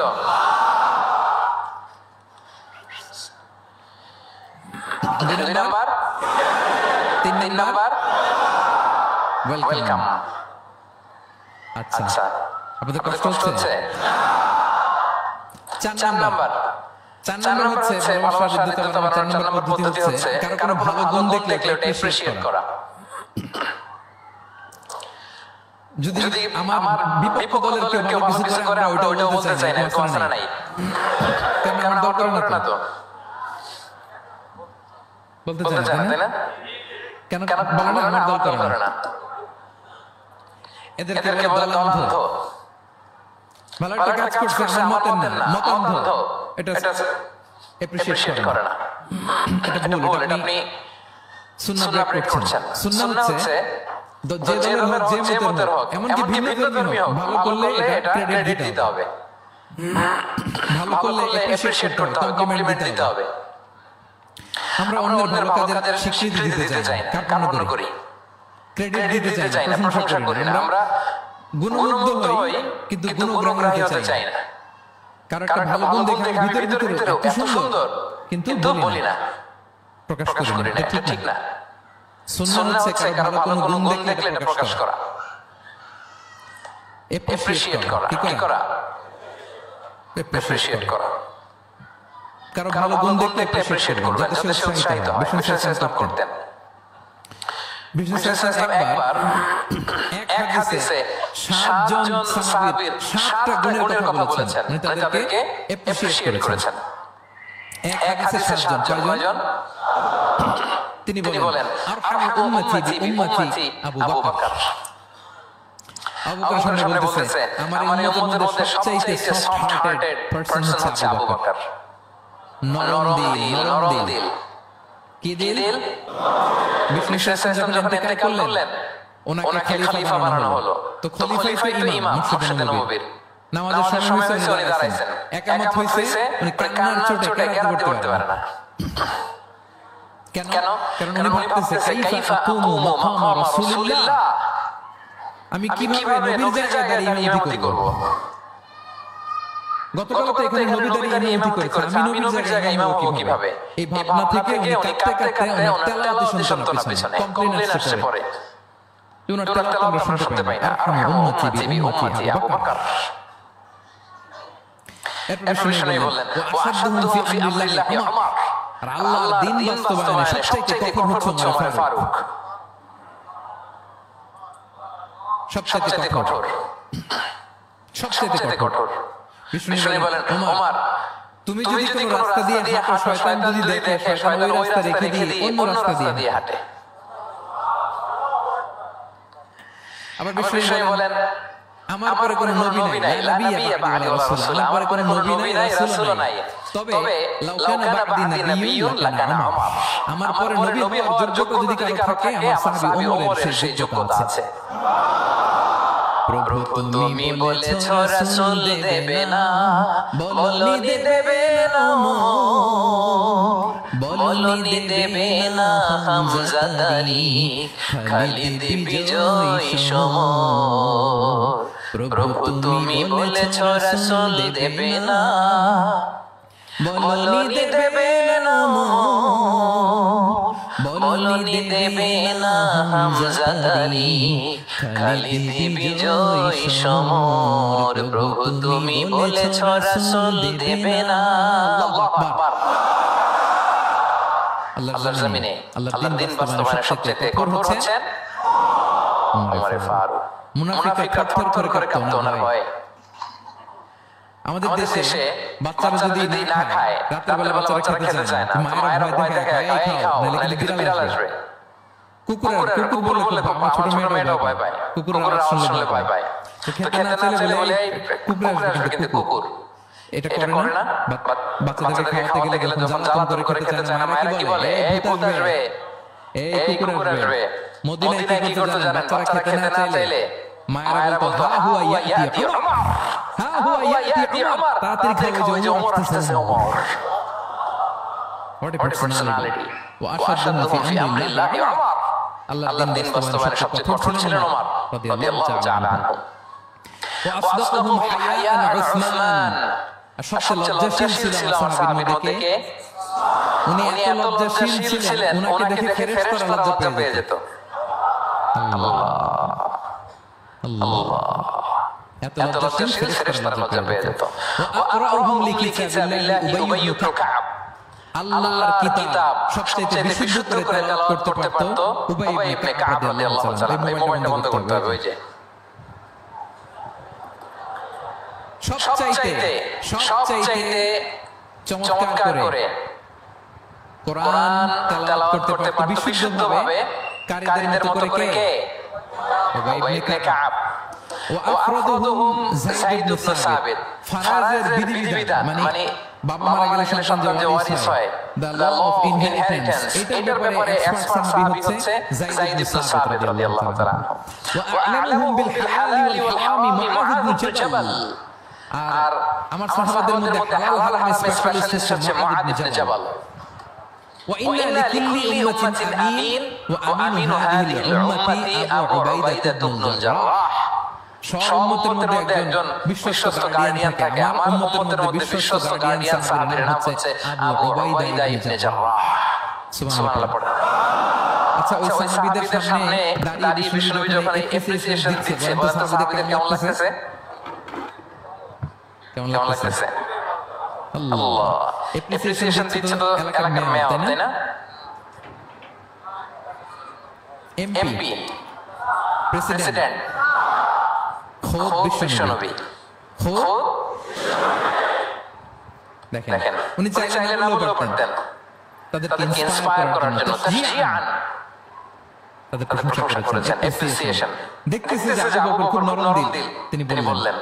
দেখতেছে যে ইসলাম প্রচারে ওমর খুব শক্ত মজবুত, তাকে অ্যাপ্রিসিয়েট করলেন, ক্রেডিটটা তাকে দিলেন। তাহলে বিশ্বনবী ক্রেডিট দিতে কখনো কার্পণ্য করতেন? গুণগ্রাহী ছিলেন। কিন্তু আমরা ভালো কিছু দেখলে এটা যে ভালো এতটুকু বলতে চাই না। এরকম করবেন না, এরকম করবেন না। সাহাবীদের মধ্যে সবচেয়ে সুরেলা গলার সাহাবী ছিলেন আবু মুসা আল-আশআরী রাদিয়াল্লাহু তাআলা। একদিন তিনি আবু মুসাকে বললেন, আবু মুসা তুমি যে রাতে তেলাওয়াত করো আমি কিন্তু শুনি। ইয়া রাসূলুল্লাহ, আপনি কি করে শুনেন? আমার বাড়ি কই, আপনি থাকেন কই? বলছে গত রাতে তুমি সূরা কাহফ তেলাওয়াত করছ না? বলছি জি করছি তো। আপনি কিভাবে শুনলেন? বলছে তোমার ঘরের পাশ দিয়ে যাচ্ছিলাম, এত সুন্দর করে তুমি তেলাওয়াত করতেছো আবু মুসা। লাকাদ উতিতা মিজমারান মিন মাযামিরি আলি দাউদ। আল্লাহ তাআলা দাউদ আলাইহিস সালামের গলায় যে সুরের ঝংকার দিয়েছেন, আমার সাহাবীদের মধ্যে আল্লাহ তোমার গলায় ওই সুরের ঝংকার ঢুকায় দিয়েছে। বলেন বিশ্বনবীর কাছ থেকে যখন উনি এটা শুনছেন কেমন লাগছিল? হ্যাঁ, how does he feel that time? মানে ফিলিংসটা কেমন লাগছে? হ্যাঁ, আমাদেরকে তো একজন বড় কেউ প্রশংসা করলে আমরা কত খুশি হয়ে যাই। বিশ্বনবী স্বয়ং প্রশংসা করেছেন, সুবহানাল্লাহ। দেখেন প্রিয় বিশ্বনবী সাল্লাল্লাহু আলাইহি ওয়াসাল্লাম শুধু মুমিনদেরকে, মুসলিমদেরকে যদি এটা করতেন তাহলে একটা কথা ছিল, পানি পানি পানি থাক, 1 ঘন্টার জন্য একটু কষ্ট করতে হবে। আমি পানি না খেয়ে কথা বলতেছি না, একটু কষ্ট করেন। এই পানি, এই চানাচুর বিস্কিট দেওয়া শুরু করলে আলোচনা নষ্ট হয়ে যায়। পানি থাক, একটু পরে আমরা পানি খাবো। আমার দিকে তাকান, আমার দিকে তাকান। ওই যে আরেকজন দায়িত্ব পালন করতেছে মোবাইল নিয়ে, আমার দিকে তাকান। আমরা তো আমার দলের বাইরে কেউ ভালো কিছু করলে বলি না। বিষ্ণু ইসলাম ইহুদির প্রশংসা করেছেন। আপনি আছেন কই মিয়া? ইহুদি উহুদের যুদ্ধে বিষ্ণু ইসলামের সাথে মদিনার যে ইহুদিরা তাদের কন্ট্রাক্ট ছিল, মদিনাকেও অ্যাটাক করলে সবাই মিলে মদিনাকে রক্ষা করবে। কিন্তু কুরাইশরা আক্রমণ করলো, এখন আর কেউ বের হয় না। বনু কাইনুকা, বনু নদীর, বনু কুরাইজা কেউ আর যায় না, কেউ যায় না। বিশ্বনবী কি করবেন? নিজেই বের হলেন সাহাবাদেরকে নিয়ে। মাঝপথে মুনাফিকরা ফিরে গেল, কোনো ইহুদি যায় নাই, কথা রাখে নাই, একজন ইহুদি ছাড়া। তার নাম মুখাইরিক। তার নাম কি? মুখাইরিক অন্য ইহুদিদেরকে বলতেছে, ইহুদিরা তোমরা আমাদের সাথে চুক্তি করেছো, মদিনায় অ্যাটাক করলে সবাই মদিনাকে সেভ করবা। তোমরা যাও না যাও, আমি যাব, আমি আমার কথা রাখবো, আমার কথার দাম আছে। এবং সে বলল, আমি যদি যুদ্ধে নিহত হই, আমার সম্পদের মালিক হয়ে যাবে মুহাম্মদ, আমার ছেলে মেয়ে পাবে না। মুখাইরিক বীর দর্পে ঘোড়া হাঁকিয়ে ওদের মধ্যে যুদ্ধে গেল মুহাম্মদের পক্ষে, কুরাইশদের বিপক্ষে। বীর দর্পে যুদ্ধ করতে করতে সে নিহত হলো। যুদ্ধ শেষে শহীদ সাহাবাদের লাশ যখন বিষ্ণু ইসলামের সাথে আনা হলো, কাছে আনা হলো, মুখাইরিকের লাশ আনা হলো। মুখাইরিক তো মুমিন ছিল না, কি ছিল? সাহাবারা বলে, ইয়া রাসূলুল্লাহ, মুখাইরিক আপনার পক্ষে লড়াই করে নিহত হয়েছে। বিষ্ণু ইসলাম অনেকক্ষণ মুখাইরিকের দিকে তাকিয়ে রইলেন আর বললেন, মুখাইরিক Khairu ইয়াহুদ, মুখাইরিক is the best of the Jewish. ইহুদিদের মধ্যে সর্বশ্রেষ্ঠ জুইশ হচ্ছে মুখাইরিক। পড়েন আল্লাহু আকবার। Appreciation, giving credit to others. মুখাইরিক হচ্ছে the best of the Jewish. জুইশদের মধ্যে সবচেয়ে শ্রেষ্ঠ মানুষ হচ্ছে মুখাইরিক। সে কথা রেখেছে। চিন্তা করেন, অমুসলিম ইহুদি, তারপরও তার যে ভালো গুণ এটা স্বীকার করতে বিশ্বনবী কার অনুরোধ করেন? ক্রেডিট দিতে কোনো দেরি করেন? তাহলে এই যে অ্যাডমায়ার করি না আমরা, কাউকে প্রেজ করি না, প্রশংসা করি না, এটা বাজে অভ্যাস। এটা থেকে আমাদের বেরিয়ে আসতে, ভালো করলে ভালোকে ভালো বলবেন, সাদাকে কালোকে, ভালোকে মন্দকে বলবেন, অ্যাপ্রিশিয়েট করবেন। আপনার ছেলে একটা ভালো কাজ করেছে, অ্যাপ্রিশিয়েট করেন, বলেন যে মাশাআল্লাহ তুমি সুন্দর কাজ করছো। একটা সূরা মুখস্থ করছে, ঠিক আছে, তোমাকে বাইরে আউটিং এ নিয়ে যাব, ওখানে আমরা ডাইনিং করব। ভাবি সুন্দর করে একটা কিছু রান্না করছে, অ্যাপ্রিশিয়েট করবেন। এটা বাস্তবতা। আপনার স্ত্রী যদি আপনার জন্য ভালো কিছু রান্না করে, ভালো লাগলে আপনি বলবেন যে খুব ভালো হয়েছে আজকের রান্নাটা। অনেকে আছে যে তার ওয়াইফ অনেক চমৎকার করে রান্না করছে, কিন্তু সে কোনোদিন মুখ খুলে কিছু বলে না। এরকম আছে না? নাই, এমনটা করবেন না। এবং অনেক হাজবেন্ড হয়তো স্ত্রীর জন্য অনেক কিছু করে, গিফট এনে দেয়, অনেক স্ট্রাগল করে, অনেক কিছু করে, কিন্তু স্ত্রী মুখ ফুটে হাজবেন্ডকে বলে না। এটা বলবেন, মুখ ফুটে বলবেন আজকে থেকে, অ্যাপ্রিশিয়েট করবেন, ভালো দেখলে এটা ভালো বলবেন, ক্রেডিট দিবেন। আমার ক্যাপ্টেনের ভাইরা পারা যাবে? কয়টা গেল? 1 নম্বরে, 2 নম্বরে মুচকি আসে, 3 নম্বরে, 4 নম্বরে অ্যাপ্রিসিয়েশন। আচ্ছা, 5 নম্বরে হচ্ছে কল্যাণ কামনা করা, অন্যের ওয়েল উইশিং, অন্যের কল্যাণ কামনা করা। সব সময় থাকলেও, সামনে থাকলেও না থাকলেও কল্যাণ কামনা করা। অনেকে সামনে সামনে অনেক ভালো, ভাই আপনি যে কত ভালো মানুষ, আপনারা ছাড়া আমার চলেই না, আপনি মানে অনেক ভালো, এই এলাকায় আপনার মতো ভালো মানুষ আর নাই। মানে সামনে আপনি অনেক ভালো, আপনি দাতা, আপনি সমাজসেবক, আপনি শ্রেষ্ঠ মানুষ, কিন্তু দূরে চলে গেলে আর নাই, তার বদনাম, তার ব্যাপারে অন্যদের কারি করে, আরে উনি তো এমন একটা লোক হচ্ছে, কি আর বলবো, বইলা আল্লাহ নাই, পারি না ভাই, ওনার সাথে আর পারা যায় না। এরকম আছে না? নাই। আপনার সামনে খুব আপনি ভালো বলতেন, কিন্তু সে যখন অনুপস্থিত তখন না, এটা তো শুভকামনা হয় না, এটা হচ্ছে মুমিনদের শুভকামনা উপস্থিত অবস্থাতেও অনুপস্থিত অবস্থাতেও। আলহামদুলিল্লাহ বলেন। এজন্য বিষ্ণু বলেন দ্বীন ওয়ান নাসিহা, দ্বীন হচ্ছে নাসিহা মানে কল্যাণকামিতা। দ্বীন মানে কল্যাণকামিতা, সবার জন্য আপনি গুড উইশ করবেন, কল্যাণ কামনা করবেন, ওয়েল উইশিং করবেন, শুভকামনা জানাবেন, সামনে থাকলেও দূরে থাকলেও।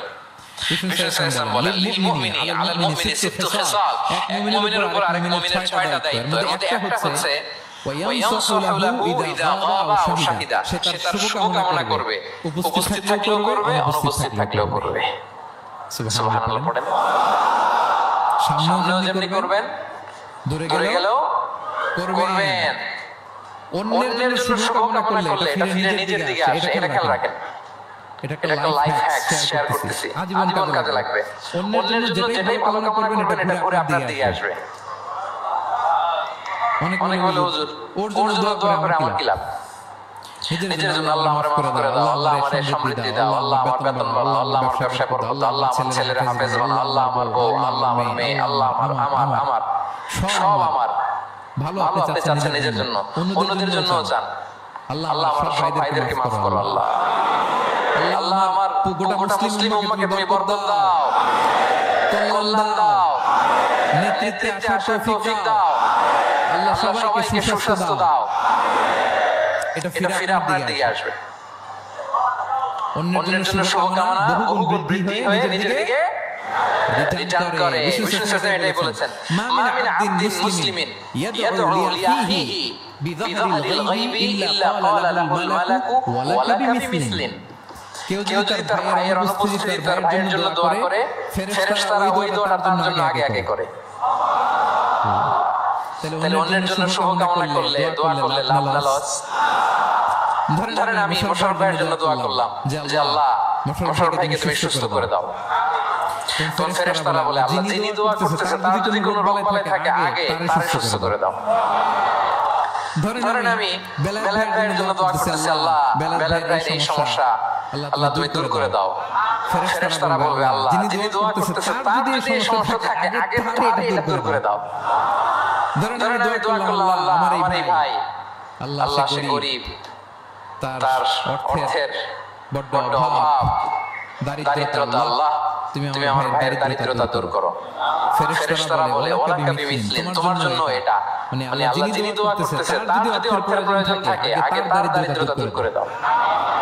তাহলে বলেন তো অন্যের জন্য দোয়া করলে লাভ না লস? অন্যের জন্য ভালো দোয়া করলে এটা নিজের দিকে আসে। কিসের দিকে আসে? তাহলে শুভকামনা 5 নম্বরে কি? আচ্ছা 10টার মধ্যে কয়টা বলে ফেলছি? ক্লান্ত হচ্ছেন না তো আপনারা? শুভকামনা নিয়ে একটা গল্প বলে আমি 6 নম্বরে যাচ্ছি। এক লোক মাগরিবের নামাজের আগে তার বন্ধুর জন্য দোয়া করতেছে, আল্লাহ আমার বন্ধুকে তুমি একটা সুন্দরী, রূপবতী, গুণবতী, নেককার, মুতিয়া, কানিতা, জামিলা, রাইয়া, একজন রূপবতী নেককার স্ত্রী দাও আল্লাহ। কতদিন ধরে তার বিয়েটা চলে আসছে, আল্লাহ তুমি ব্যবস্থা করে দাও, সুন্দরী নেককার আল্লাহ ওয়ালা। তো সে তো তার বন্ধুর জন্য প্রাণ ভরে দোয়া করতেছে, আর তার স্ত্রী ওয়াইফ পাশেই ইফতারি রেডি করতেছে। এই দোয়া শুনে মহিলা তো তেলে চলে আসছে, দৌড়ে আসে, তুমি কিসের দোয়া রাখো? সে বেচারা মনের মধ্যে তো পড়কে গেছে, ভয় বলে কি হইল, আমি তো দোয়া করতেছি আমার বন্ধুর জন্য। তো মহিলা বলে তুমি কি মনে করছো আমি হাদিসটা জানি না?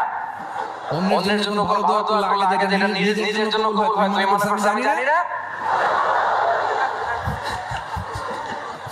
তুমি ভাবছো হাদিস শুধু তুমি একা জানো, আমি জানি না? না কি সব দোয়া করে এগুলা? আল্লাহু আকবার, আল্লাহ রহম করুক। প্রিয় ভাইরা, এটা বলার উদ্দেশ্য হচ্ছে আপনি ভালো কিছু অন্যের জন্য চাইলে আল্লাহ তাআলা এটা নিজের জন্য কবুল করে নেয়। তাহলে অন্যের জন্য কল্যাণ কামনা করা এটা হচ্ছে হৃদ্যতা, ভালোবাসা, সুসম্পর্ক বাড়ানোর 5 নাম্বার টিপস। কয় নাম্বার?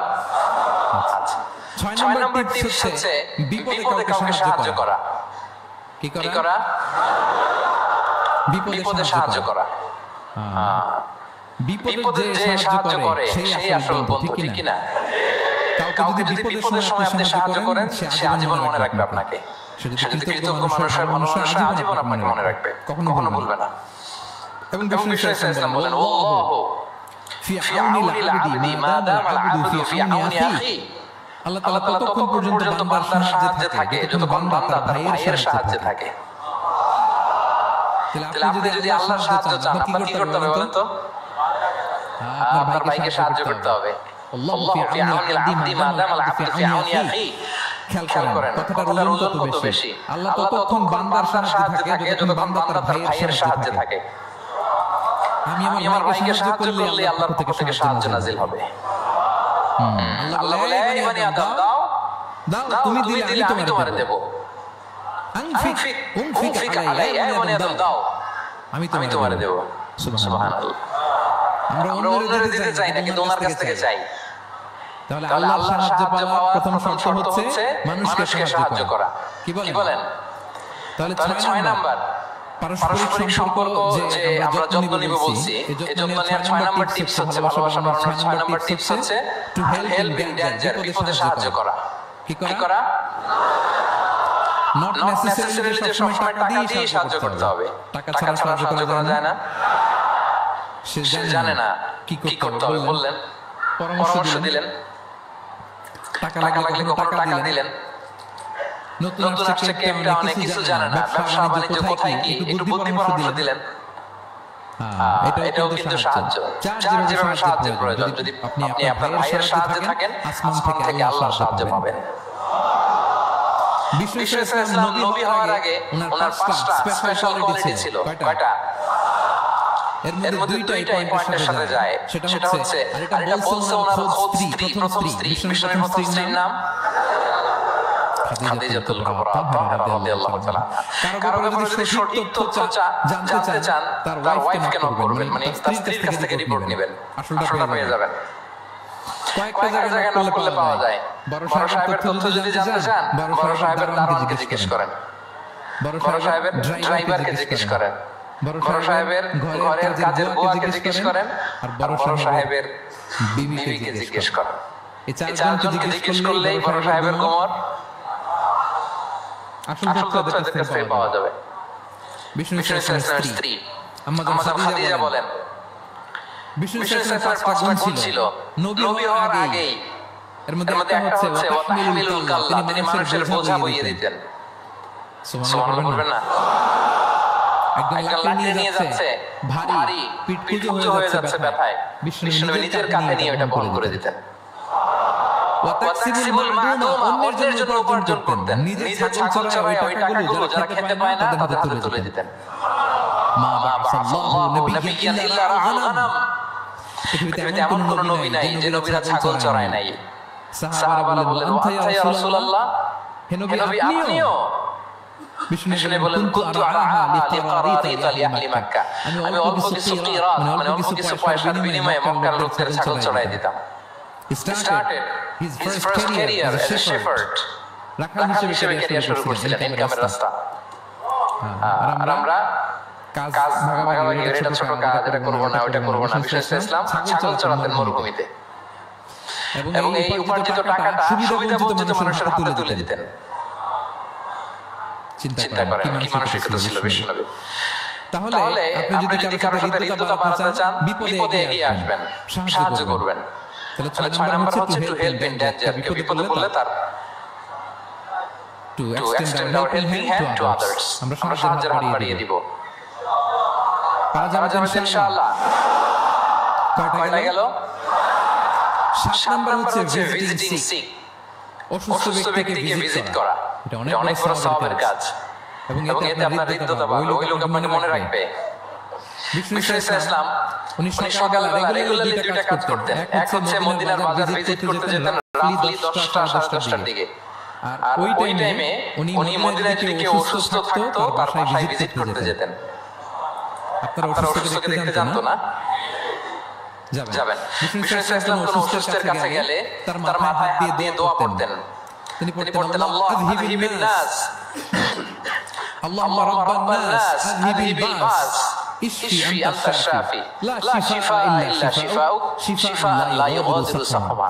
রোগীর মাথায় হাত দিয়ে তিনি বলতেন, হে মানুষের রব, তার রোগ তার কষ্ট দূর করেন, তাকে শিফা নসিব করেন, এমন শিফা দেন যে শিফার পরে আর সে রোগাক্রান্ত হবে না। বিষ্ণু ইসলামের খাদেম ছিল মদিনায়, ছোট্ট বালক, কিন্তু ধর্মে ইহুদি, ধর্মে নন-মুসলিমদের সাথে how should be our relationship to the people of different faith, এটা নিয়ে আমার লম্বা লেকচার আছে, শুনবেন। লম্বা আমি একাডেমিক ওয়েতে আলোচনা করেছি, আমার ইউটিউব চ্যানেলে গেলে পাবেন। মদিনাতে ছোট্ট ইহুদি বালক বিষ্ণু ইসলামের খেদমত করত, এটা সেটা এগিয়ে দিত। বিষ্ণু ইসলাম কোনো কাজ থাকলে তাকে অ্যাসাইন করতেন, অ্যাপয়েন্ট করতে দিতেন। কিন্তু অনেক দিন হয় ছেলেটা আসে না। বিষ্ণু খুঁজলেন ওই ইহুদি বালকটা কোথায়। সাহাবারা বলল, ইয়া রাসূলুল্লাহ, সে তো অসুস্থ। সে কি? সে তো অসুস্থ। সেই বুখারীর বর্ণনা শুনে বিষ্ণু ইসলাম তার বাড়িতে গেলেন। কার বাড়িতে? ইহুদির বাড়ি। আমরা মনে করছি শুধু মুসলিম অসুস্থ হইলেই বোধহয় দেখতে যাইতে হবে, এরকম আমরা ধারণা করে নিছি না। অসুস্থ হলে সেবা শুশ্রূষা করা, দেখতে যাওয়া, এটা মুসলিম ও মুসলিমের সাথে সম্পর্ক না। যে কোনো ধর্মের, যে কোনো বর্ণের, যে কোনো চিন্তার অসুস্থ হইলেই আপনার নেইবারের দিকে খ্রিস্টান যাবেন, এদিকে জুইশ যাবেন। ভিজিটিং সিক ফর অল, সবার জন্য এটা। বিষ্ণু ইসলাম গেলেন, যে তার পাশে মাথার পাশে বসলেন। বসে তিনি বললেন, ইয়া গোলাম আসলিম, হে বালক, তুমি ইসলাম ধর্ম গ্রহণ করো। এতদিন খেদমত করছে, বলে নাই। অনেকদিন খেদমত করছে, একদিনও বলে নাই। একদিনও আজকে বলতেছে। দেখেন, বিষ্ণু ইসলাম প্রপার টাইমিং এর অপেক্ষা করতেন সবকিছুর। আমরা অনেক সময় টাইমিং বুঝি না, কখন কি বলতে হয়, কখন কি করতে হয়, কতটুকু বলতে হয়, কোথায় যেতে হয়, এই কমন সেন্সটা অনেকের নাই। আমি তো হিন্দুদেরকে পাইলে ইসলামের কথা বলি না, যে তুমি শাহাদা পড়ো, এটা কখনো বলি না। আমি ইসলামের বিউটি শুধু তুলে ধরি, যে এটা এমন, এটা এমন। কিন্তু তুমি শাহাদা পড়ো এটা বলি নাই। কত লোক যে আমার কাছে আসছে শাহাদা পড়ার জন্য, হিসাব নাই। হিসাব নাই, এখন তো পাবলিকলি করি না কিছু ইস্যুর কারণে। কারণ প্রপার টাইমিং লাগবে। এতদিন খেদমত করলো বিশ্বনবী, একদিনও তাকে শাহাদা পড়তে বলে নাই। আজকে বলতেছে প্রপার টাইমিং। যখন বিষ্ণু বললেন, ইয়া গোলাম আসলিম, ইসলাম ধর্ম গ্রহণ করো, ছোট্ট বাচ্চা ফানাযারা ইলা ওয়াজহি আবি, তার বাবার দিকে তাকালো, মানে বুঝাতে চাইলো যে বাবা আমি কি করব। তখন বাবা বলল, আতি আবুল কাসিম। বিষ্ণুনবীর উপাধি ছিল আবুল কাসিম, বড় ছেলের নাম কাসিম, তো ছোটবেলায় মারা গেছে। বাবা বলল, আবুল কাসিম যা বলে তাই শোনো। কারণ এতদিনে ছেলের কাছ থেকে রিপোর্ট নিয়ে বুঝে গেছে তো এটা কে। এটা যে রাহমাতুল লিল আলামিন, এটা যে বিশ্বনবী, এটা যে দ্য লাস্ট মেসেঞ্জার, এটা বাবা মিলাই ফেলছে। বাবা বলে, আতি আবুল কাসিম, আবুল কাসিমের অনুসরণ করো। বিষ্ণু বললেন, পড়ো আশহাদু আল্লা ইলাহা ইল্লাল্লাহ ওয়া আশহাদু আন্না মুহাম্মাদান আবদুহু ওয়া রাসূলুহু। ছোট বাচ্চারা পড়তে আরম্ভ করলো, আশহাদু আল্লা ইলাহা ইল্লাল্লাহ ওয়া আশহাদু আন্না মুহাম্মাদান আবদুহু ওয়া রাসূলুহু। মৃত্যুর আগে সে শাহাদা পড়ে ফেললো। বিষ্ণু বললেন, আলহামদুলিল্লাহ, আলহামদুলিল্লাহিল্লাযী আনকাযাহু মিনান নার।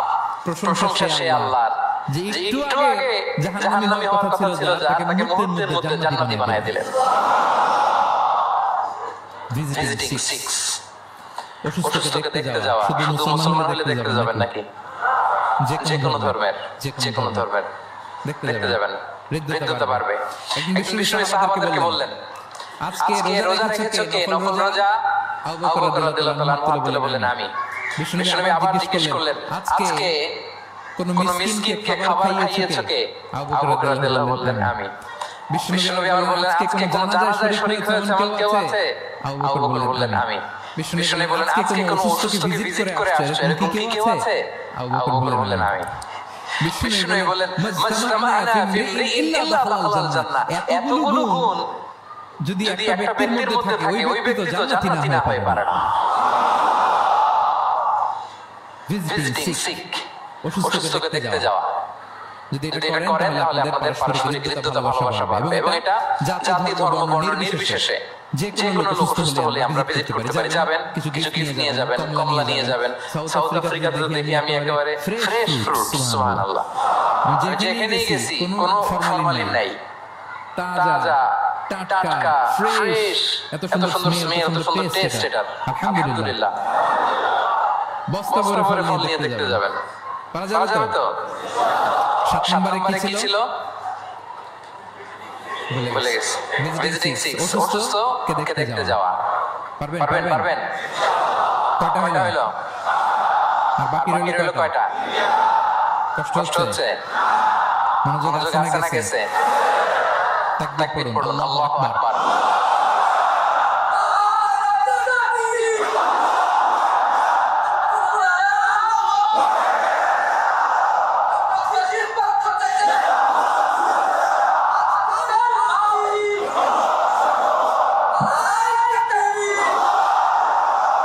মাশাআল্লাহ, তাবারাকাল্লাহ। কয়টা বললাম? 8 নাম্বার হচ্ছে এক্সচেঞ্জিং গিফট, উপহার দেয়া, গিফট দেওয়া। কি দেওয়া? নট নেসেসারি যে দামি কিছু দিতে হবে, নট নেসেসারি দামি ছোট জিনিস, একটা কলম দেন, কি দিবেন? কলম দেন, ছোট বই দেন, একটা মেসওয়াক দেন, একটা টুপি দেন, আপনার সাথে যা কুলায় দেন, গিফট করেন। আমি ইফতারি করতে বসলেও আমার ডানে বায়ে যারা থাকে এখান থেকে আমি দেই, কারণ একজন রোজাদারকে এক গ্লাস পানি খাইয়ে ইফতারি করলো, সে সারাদিন রোজা রেখে যে সওয়াব, তার সওয়াব না কমিয়ে ওই পরিমাণ সওয়াব আল্লাহ যিনি খাওয়ালো তার আমলে দিয়ে দেন। একটু বিতরণ করেন, একটু খাইয়ে দেন, সামান্য কিছু হলো গিফট দেন। উপহার দিলে ভালোবাসা বাড়ে, সুবহানাল্লাহ। বিষ্ণু নিজেই বলেছেন, তাহাদাও তাহাব্বু, তোমরা একে অপরকে উপহার দাও, তোমাদের মধ্যে ভালোবাসা বাড়িয়ে দিবে কে? পারস্পরিক উপহার বিনিময় করো। ছেলেকে উপহার দিন, মেয়েকে উপহার দিন, স্ত্রীকে দিন, বন্ধুকে দিন, কলিগকে দিন, পারলে শত্রুকেও দিন। কি বলেন? শত্রুকে যদি উপহার দেন, শত্রুতা থাকবে। ধরেন কারোর সাথে আপনার কম্পিটিশন, ধরেন একটা নির্বাচন, সে জিতে গেল, আপনি হেরে গেলেন, আপনি ফুল পাঠান, ফ্রুটস পাঠান, দেখবেন শত্রুতা কমে গেছে। এটাই বলেছেন বিষ্ণু সরাসরি, যে তাহাদাও তাহাব্বু তাযহাবু শাহনা, তোমরা পারস্পরিক গিফট দাও, তাহলে শত্রুতা, the enmity will disappear, শত্রুতা দূর হয়ে যাবে, বিরোধ মিটে যাবে, ভালোবাসা বেড়ে যাবে। তাহলে পারস্পরিক সুসম্পর্কের জন্য, সম্পর্ক উন্নয়নের জন্য, হৃদ্যতা ভালোবাসা বাড়ানোর জন্য আমরা একে অপরকে উপহার দেব। যা পারি উপহার দেওয়ার এই কালচারটা ভালো, এটা সুন্নাহ। পারবেন তো? তাহলে 8 নাম্বার কি ছিল? Gift, exchanging gift. আচ্ছা, 9 নাম্বার হচ্ছে হসপিটালিটি, আপ্যায়ন করা, মানে মানুষকে খাওয়ানো। মানুষকে কি শুধু নিজেই খাবেন না, খাওয়াবেন, দুটোই ভালো, খাইবেন, খাওয়াবেন, খাওয়ালে হৃদ্যতা বাড়ে। কাউকে আপ্যায়ন করলে, এন্টারটেইন করলে, হসপিটালিটি করলে হৃদ্যতা বাড়ে। আরবরা কি বলে জানেন? আরবরা বলে কারো এখানে ঢোকার আগে এখানে ঢোকো, মানে হৃদয়ে ঢোকার আগে পেটে ঢোকো আগে। হ্যাঁ, কলবে যাওয়ার আগে পেটে ঢোকো, তাহলে তার হৃদয়ে পৌঁছতে পারবা। বাংলাতে একটা কথা আছে, বাসনে ভাত না থাকলে ভাষণে পেট ভরে না। ঠিক কিনা বলেন? বাসনে ভাত না থাকলে ভাষণে পেট ভরে না, পেটে খেলে পিঠে সয়।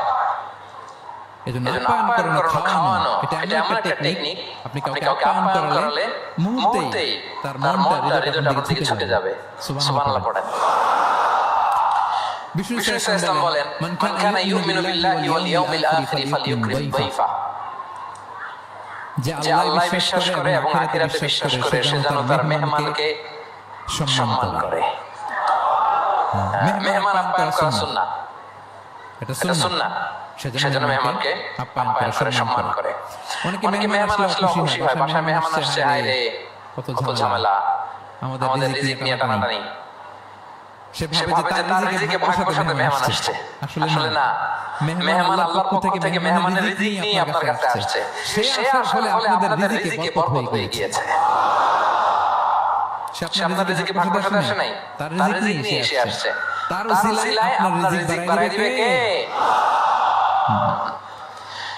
বিষ্ণু ইসলাম মক্কা থেকে যখন মদিনায় হিজরত করলেন, আপনারা কি ওঠা বসা করতেছেন দুই একজন? ঠিক আছে, আমার দিকে তাকান, আওয়াজ হবে না, আমার দিকে তাকান। গুরুত্বপূর্ণ একটা হাদিস শুনেন। আব্দুল্লাহ ইবনে সালাম রাদিয়াল্লাহু তাআলা আগে ছিলেন ইহুদি পণ্ডিত, পরে শাহাদা পড়ে মুসলিম হয়েছেন। তিনি বর্ণনা করেন বিষ্ণু ইসলাম মক্কা থেকে যখন মদিনায় আসলেন, এসেই 4 দফা কর্মসূচি ঘোষণা করলেন। আওয়াজ করে বলতে হবে কয় দফা? 4 দফা কর্মসূচি ঘোষণা করলেন। আসলেন আবু বকর রাদিয়াল্লাহু তাআলাকে নিয়ে। প্রতিদিন মদিনার লোকেরা সানিয়াতুল ওয়াদা নামক একটা জায়গা আছে, ওই জায়গার মধ্যে দাঁড়িয়ে থাকতো কখন আসবে আখিরি জামানার পয়গম্বর বিশ্বনবী মুহাম্মদ রাসূলুল্লাহ সাল্লাল্লাহু আলাইহি ওয়াসাল্লাম। একদিন ওই যে দূর ধুধুমরু প্রান্তরে ধুলাবালি উঠতে দেখা যায়। দেখে তো মদিনার লোকেরা আনন্দে আত্মহারা, সবাই ওয়েলকাম জানাতে লাগলো। মানুষের মধ্যে গুঞ্জন আওয়াজ ছড়িয়ে পড়তে লাগলো, নবী এসেছে, নবী এসেছে, নবী এসেছে। আব্দুল্লাহ ইবনে সালাম তখন ইহুদি, তিনি এই কথা শুনে সবার সাথে তিনিও ছুটে গেলেন দেখার জন্য। দেখি তো নবী আসছে, কি নবী, কি বলে দেখি তো। তিনি বললেন আমি ভিড় ঠেলে গেলাম, দেখলাম দুইটা উটে করে দুইজন, একটা আবু বকর, একটা বিশ্বনবী। বিশ্বনবীকে একটা নজর দেখার জন্য মদিনার লোকেরা পাগল হয়ে তার চারদিকে ক্রাউড করছিল, ভিড় করছিল বিশ্বনবীর কাছে ঘেঁষার জন্য, মুবারক চেহারাটা একটা নজর দেখার জন্য। আব্দুল্লাহ ইবনে সালাম বলেন আমি মানুষ ঠেলে ধুলাবালি উঠতেছে শুধু দেখতে পাই না, মানুষ ঠেলে একবার দিকে তাকালাম। যখন আমি তার দিকে নজর করলাম, ফালাম্মা নাযারতু ফাআরাফতু আন্না ওয়াজহাহু লাইসা বিওয়াজহিন কাযাব, আমি তার চেহারা দেখে বুঝতে পারলাম এই চেহারা কোনো মিথ্যাবাদীর চেহারা হতে পারে না।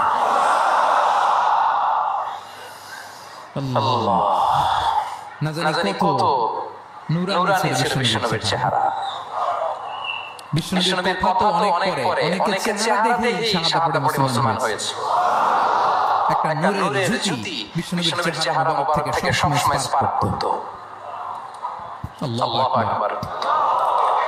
হেরা হতে হেলে দুলে নূরানি তনু ওকে আসে হায়, সারা দুনিয়ার হেরে মেরে পর্দা খুলে খুলে যায় সে যে আমার কমলিওয়ালা, কমলিওয়ালা সে যে আমার কমলিওয়ালা, কমলিওয়ালা।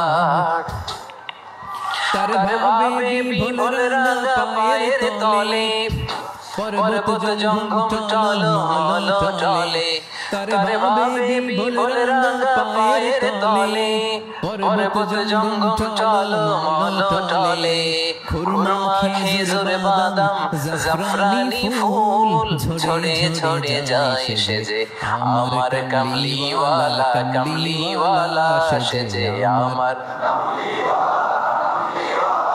হেরা হতে হেলে দুলে নূরানি তনু ওকে আসে হায়, সারা দুনিয়ার হেরে মেরে পর্দা খুলে খুলে যায় সে যে আমার কমলিওয়ালা, কমলিওয়ালা সে যে আমার কমলিওয়ালা, কমলিওয়ালা।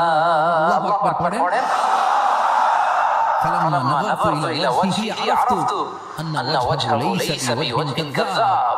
আব্দুল্লাহ ইবনে সালাম বলেন মানুষের ভিড় ঠেলে আমি যখন বিশ্বনবীর চেহারাটা দেখলাম, আমার মন বলে দিল চেহারা কোনো মিথ্যাবাদীর চেহারা হতে পারে। বিশ্বনবী মানুষের ভিড় দেখে ছোট্ট একটা ভাষণ দিলেন। তিনি বললেন আইয়ুহান নাস, ওহে মানুষ সকল। 4 দফা কর্মসূচির ঘোষণা। তিনি বললেন আইয়ুহান নাস আফশুস সালাম, বেশি বেশি সালাম দাও, ওয়া আতঈমুত তাআম, বেশি বেশি মানুষকে খাবার খাওয়াও, ওয়াসিলুল আরহাম, আত্মীয়তার বন্ধনকে অটুট রাখো, ওয়াসাল্লু বিল লাইলি ওয়ান নাসু নিয়াম, মানুষ যখন ঘুমিয়ে থাকে রাত জেগে সালাত পড়ো, তাদখুলুল জান্নাতা বিসালাম, তাহলে সহজে শান্তিতে আল্লাহর জান্নাতে ঢুকে যাবে। তাহলে মদিনায় যে বিশ্বনবী যে 4 দফা কর্মসূচির ঘোষণা দিলেন, এর মধ্যে খাওয়ানোর কথা আছে না নাই? খাবার খাওয়াও। একটা দেশে যখন খাদ্য সংকট হয়, ওই দেশের কোনো স্টেবিলিটি থাকে না, এটা একটা অকার্যকর রাষ্ট্রে পরিণত হয়। ঠিক কিনা বলেন? বিষ্ণু মদিনায় যে খাদ্যের সংকট দূর করে দিলেন। ধনীদেরকে বললেন খাওয়াও, মানুষকে খাবার খাওয়াও, হসপিটালিটি, আপ্যায়ন করা, এন্টারটেইন করা। এটা যদি করেন তাহলে নিজেদের মধ্যে হৃদ্যতা বাড়বে, ভালোবাসা বাড়বে। আলহামদুলিল্লাহ, পৃথিবীর সব নবীরা মেহমানকে রেসপেক্ট করতেন, আপ্যায়ন করাতেন। বিষ্ণু ইসলাম মক্কায় এমন কোন লোক ছিল না বিষ্ণু নবীর হাতের রান্না খায় নাই। নবী হওয়ার আগ থেকে, নবী হওয়ার পরে তো মেহমানদের আরো বাড়াই দিয়েছেন, টার্গেট করে টার্গেট করে বিষ্ণু নবী 2-4 জনকে খাওয়াতেন। আল্লাহু আকবার। ইব্রাহিম আলাইহিস সালাম মেহমান ছাড়া কখনো খাবারই খেতেন না। ওনার দ্বিতীয় ছেলে যখন দুনিয়ায় আসবে, ইসহাক আলাইহিস সালাম, তার সুসংবাদ নিয়ে যখন ফেরেশতারা আসছিল, উনি একটা আস্ত গরুর বাছুর ভুনা করে ফেরেশতাদের সামনে হাজির করেছিলেন। আনজা বিইজিলিন হানিজ, কোরআনে এসেছে কাবাব করা ভুনা গরুর বাচ্চা। আল্লাহু আকবার। কারণ তিনি তখন বুঝতে পারেন না যে ফেরেশতা, মানুষের সুরতে এসেছিল তো দিলেন, প্রেজেন্ট করলেন একটা আস্ত গরুর বাছুর কাবাব করা। আল্লাহু আকবার। তাহলে সম্পর্ক বিল্ড আপ করার 9 নাম্বার পদ্ধতি কি ছিল? হ্যাঁ, মেহমানদারি, আপ্যায়ন, হসপিটালিটি। মনে থাকবে ইনশাআল্লাহ? নাই এবার ডবল ইনশাআল্লাহ। মাশাআল্লাহ, আমার ক্যাপ্টেনের ভাইরা তো আলহামদুলিল্লাহ আল্লাহ অনেক সমৃদ্ধি দিয়েছে। আরো দেখ, কৃপণতা করবেন না। কৃপণদের আল্লাহ পছন্দ করে না, কৃপণদের আল্লাহ পছন্দ করে না। হাত উজাড় করে দিবেন, উপর থেকে উজাড় করে আপনাকে দিবে কে? হসপিটালিটি, মেহমানদারি করা, হৃদ্যতা বাড়ে। কয়টা গেল? বাকি রইল কয়টা? 10 নাম্বার। 10 নাম্বার হচ্ছে রিকনসিলিয়েশন, সেটেলমেন্ট, মিলিয়ে দেয়া, যেটা দিয়ে আয়াত শুরু করেছি। দুইজন ঝগড়া লাগছে, দূর থেকে লাগাই দিব আমরা, নাকি?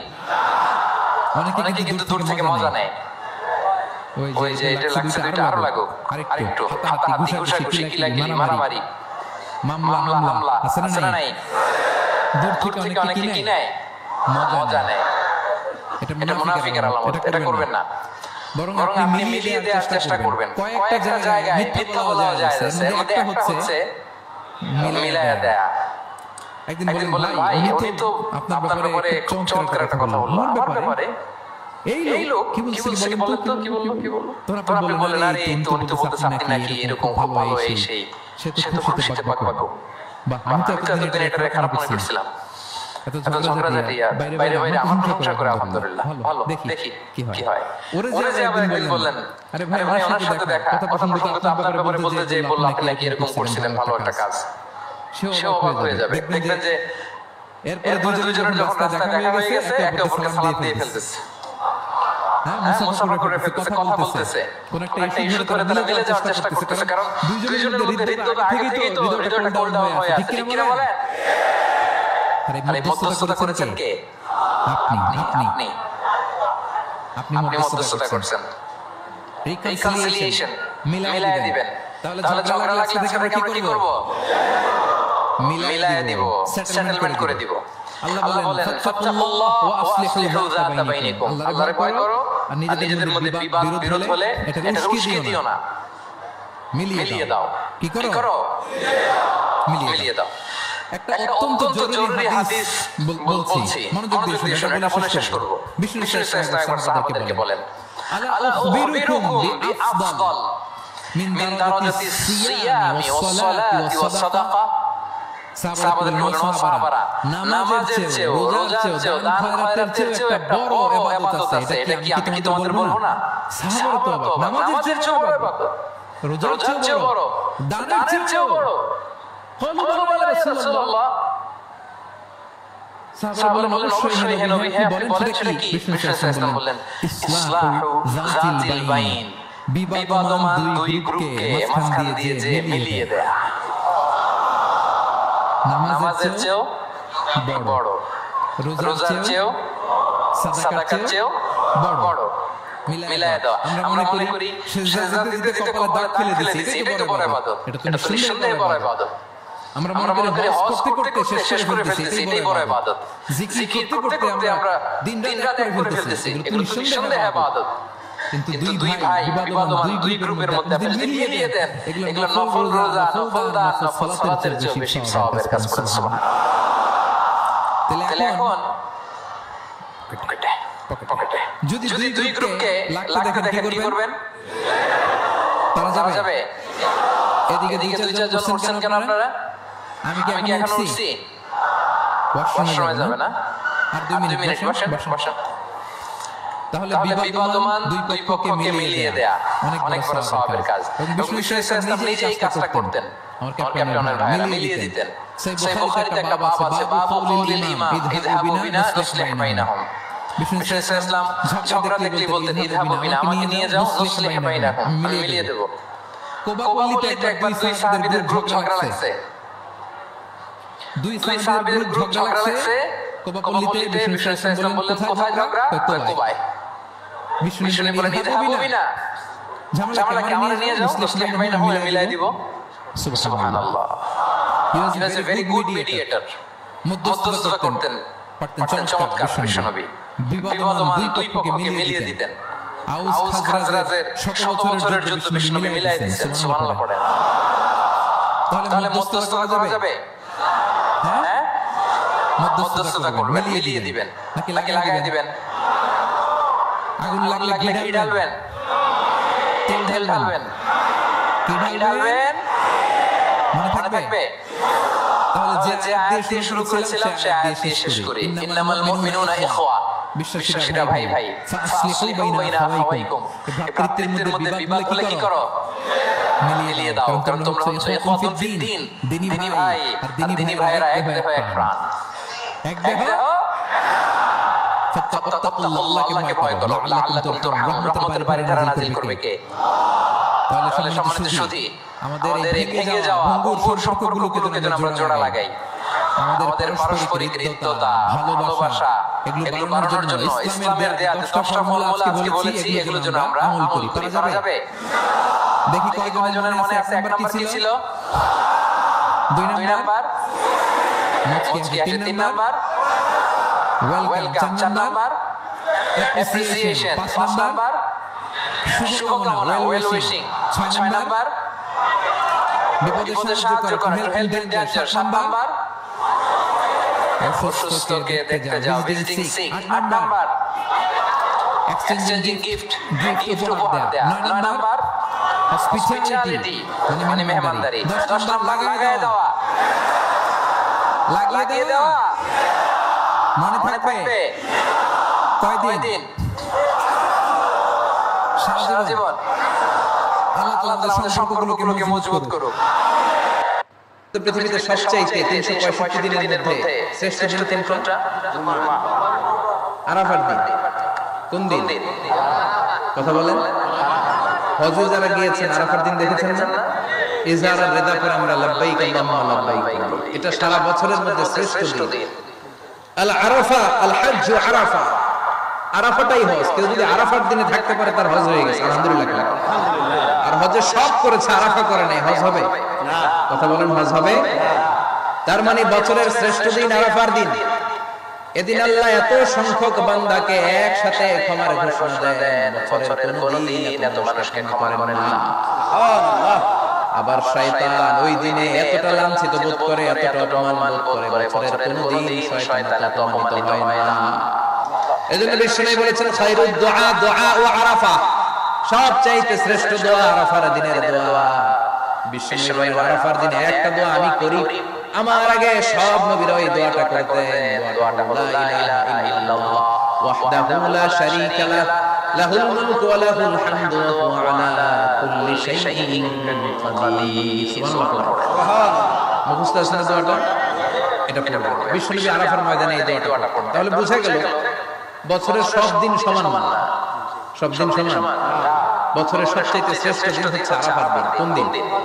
এবার বলেন বছরের সবচেয়ে শ্রেষ্ঠতম রাত কোনটা? কদরের রাত। ইন্না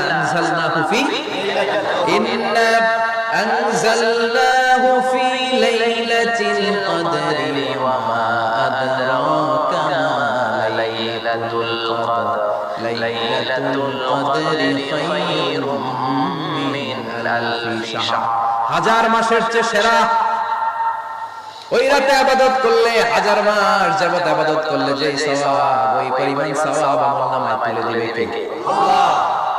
শ্রেষ্ঠরা কদরের। এবার বলেন বছরের সবচাইতে শ্রেষ্ঠতম মাস কোনটা?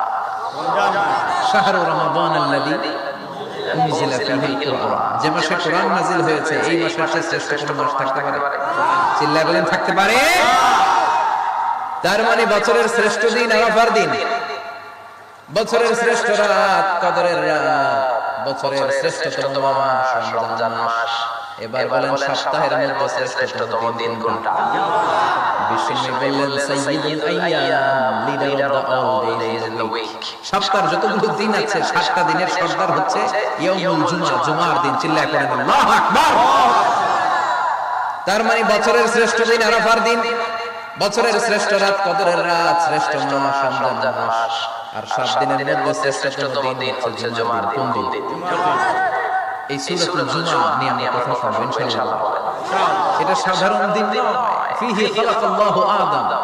কালকের এই দিনটা, এই জুমার দিনে আল্লাহ তাআলা সাইয়েদনা আদম আলাইহিস সালামকে তৈরি করেছেন। সুবহানাল্লাহ। বিশ্বনবী বলেন লাম্মা খালাকাল্লাহু আদম ওয়া কানা তুলুহু 60 যিরাআন। আল্লাহ তাআলা যখন আদম আলাইহিস সালামকে তৈরি করলেন 60 হাত লম্বা করে তৈরি করলেন। সুবহানাল্লাহ। আর আমরাও যারা জান্নাতে ঢুকবো আমাদের আকৃতি থাকবে 60 হাত লম্বা।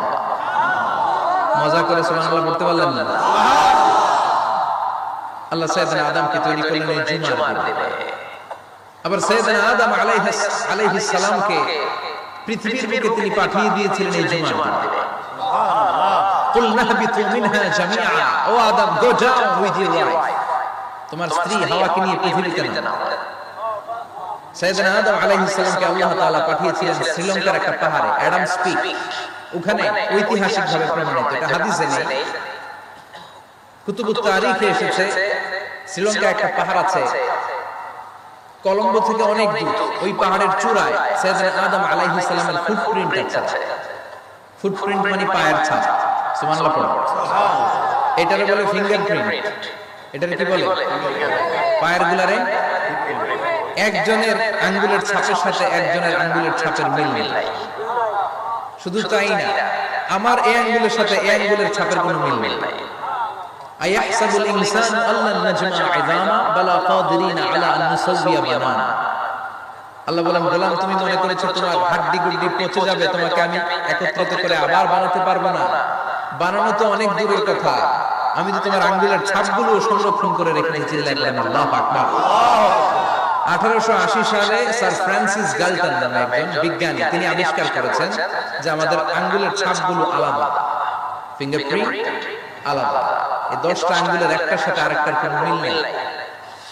এই পৃথিবীতে যদি 600 কোটি মানুষ হয় তাহলে 6000 কোটি আঙ্গুল, একটা আঙ্গুলের সাথে আরেকটা আঙ্গুলের ছাপের মিল আছে?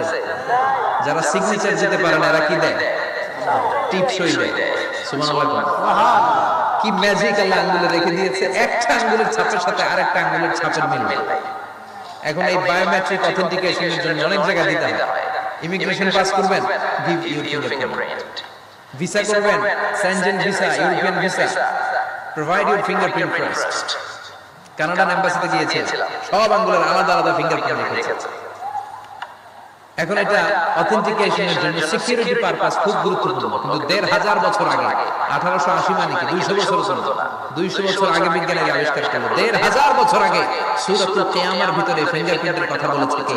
আল্লাহ। আর পায়েরটারে বলে ফুটপ্রিন্ট। এটা প্রাণীদের ক্ষেত্রে প্রযোজ্য, কারণ প্রাণীদের আঙ্গুল নেই, আছে? ওদের আছে পা। বাঘের কয় পা? কথা কয় না, 4 পা। বাঘের হাত কয়টা?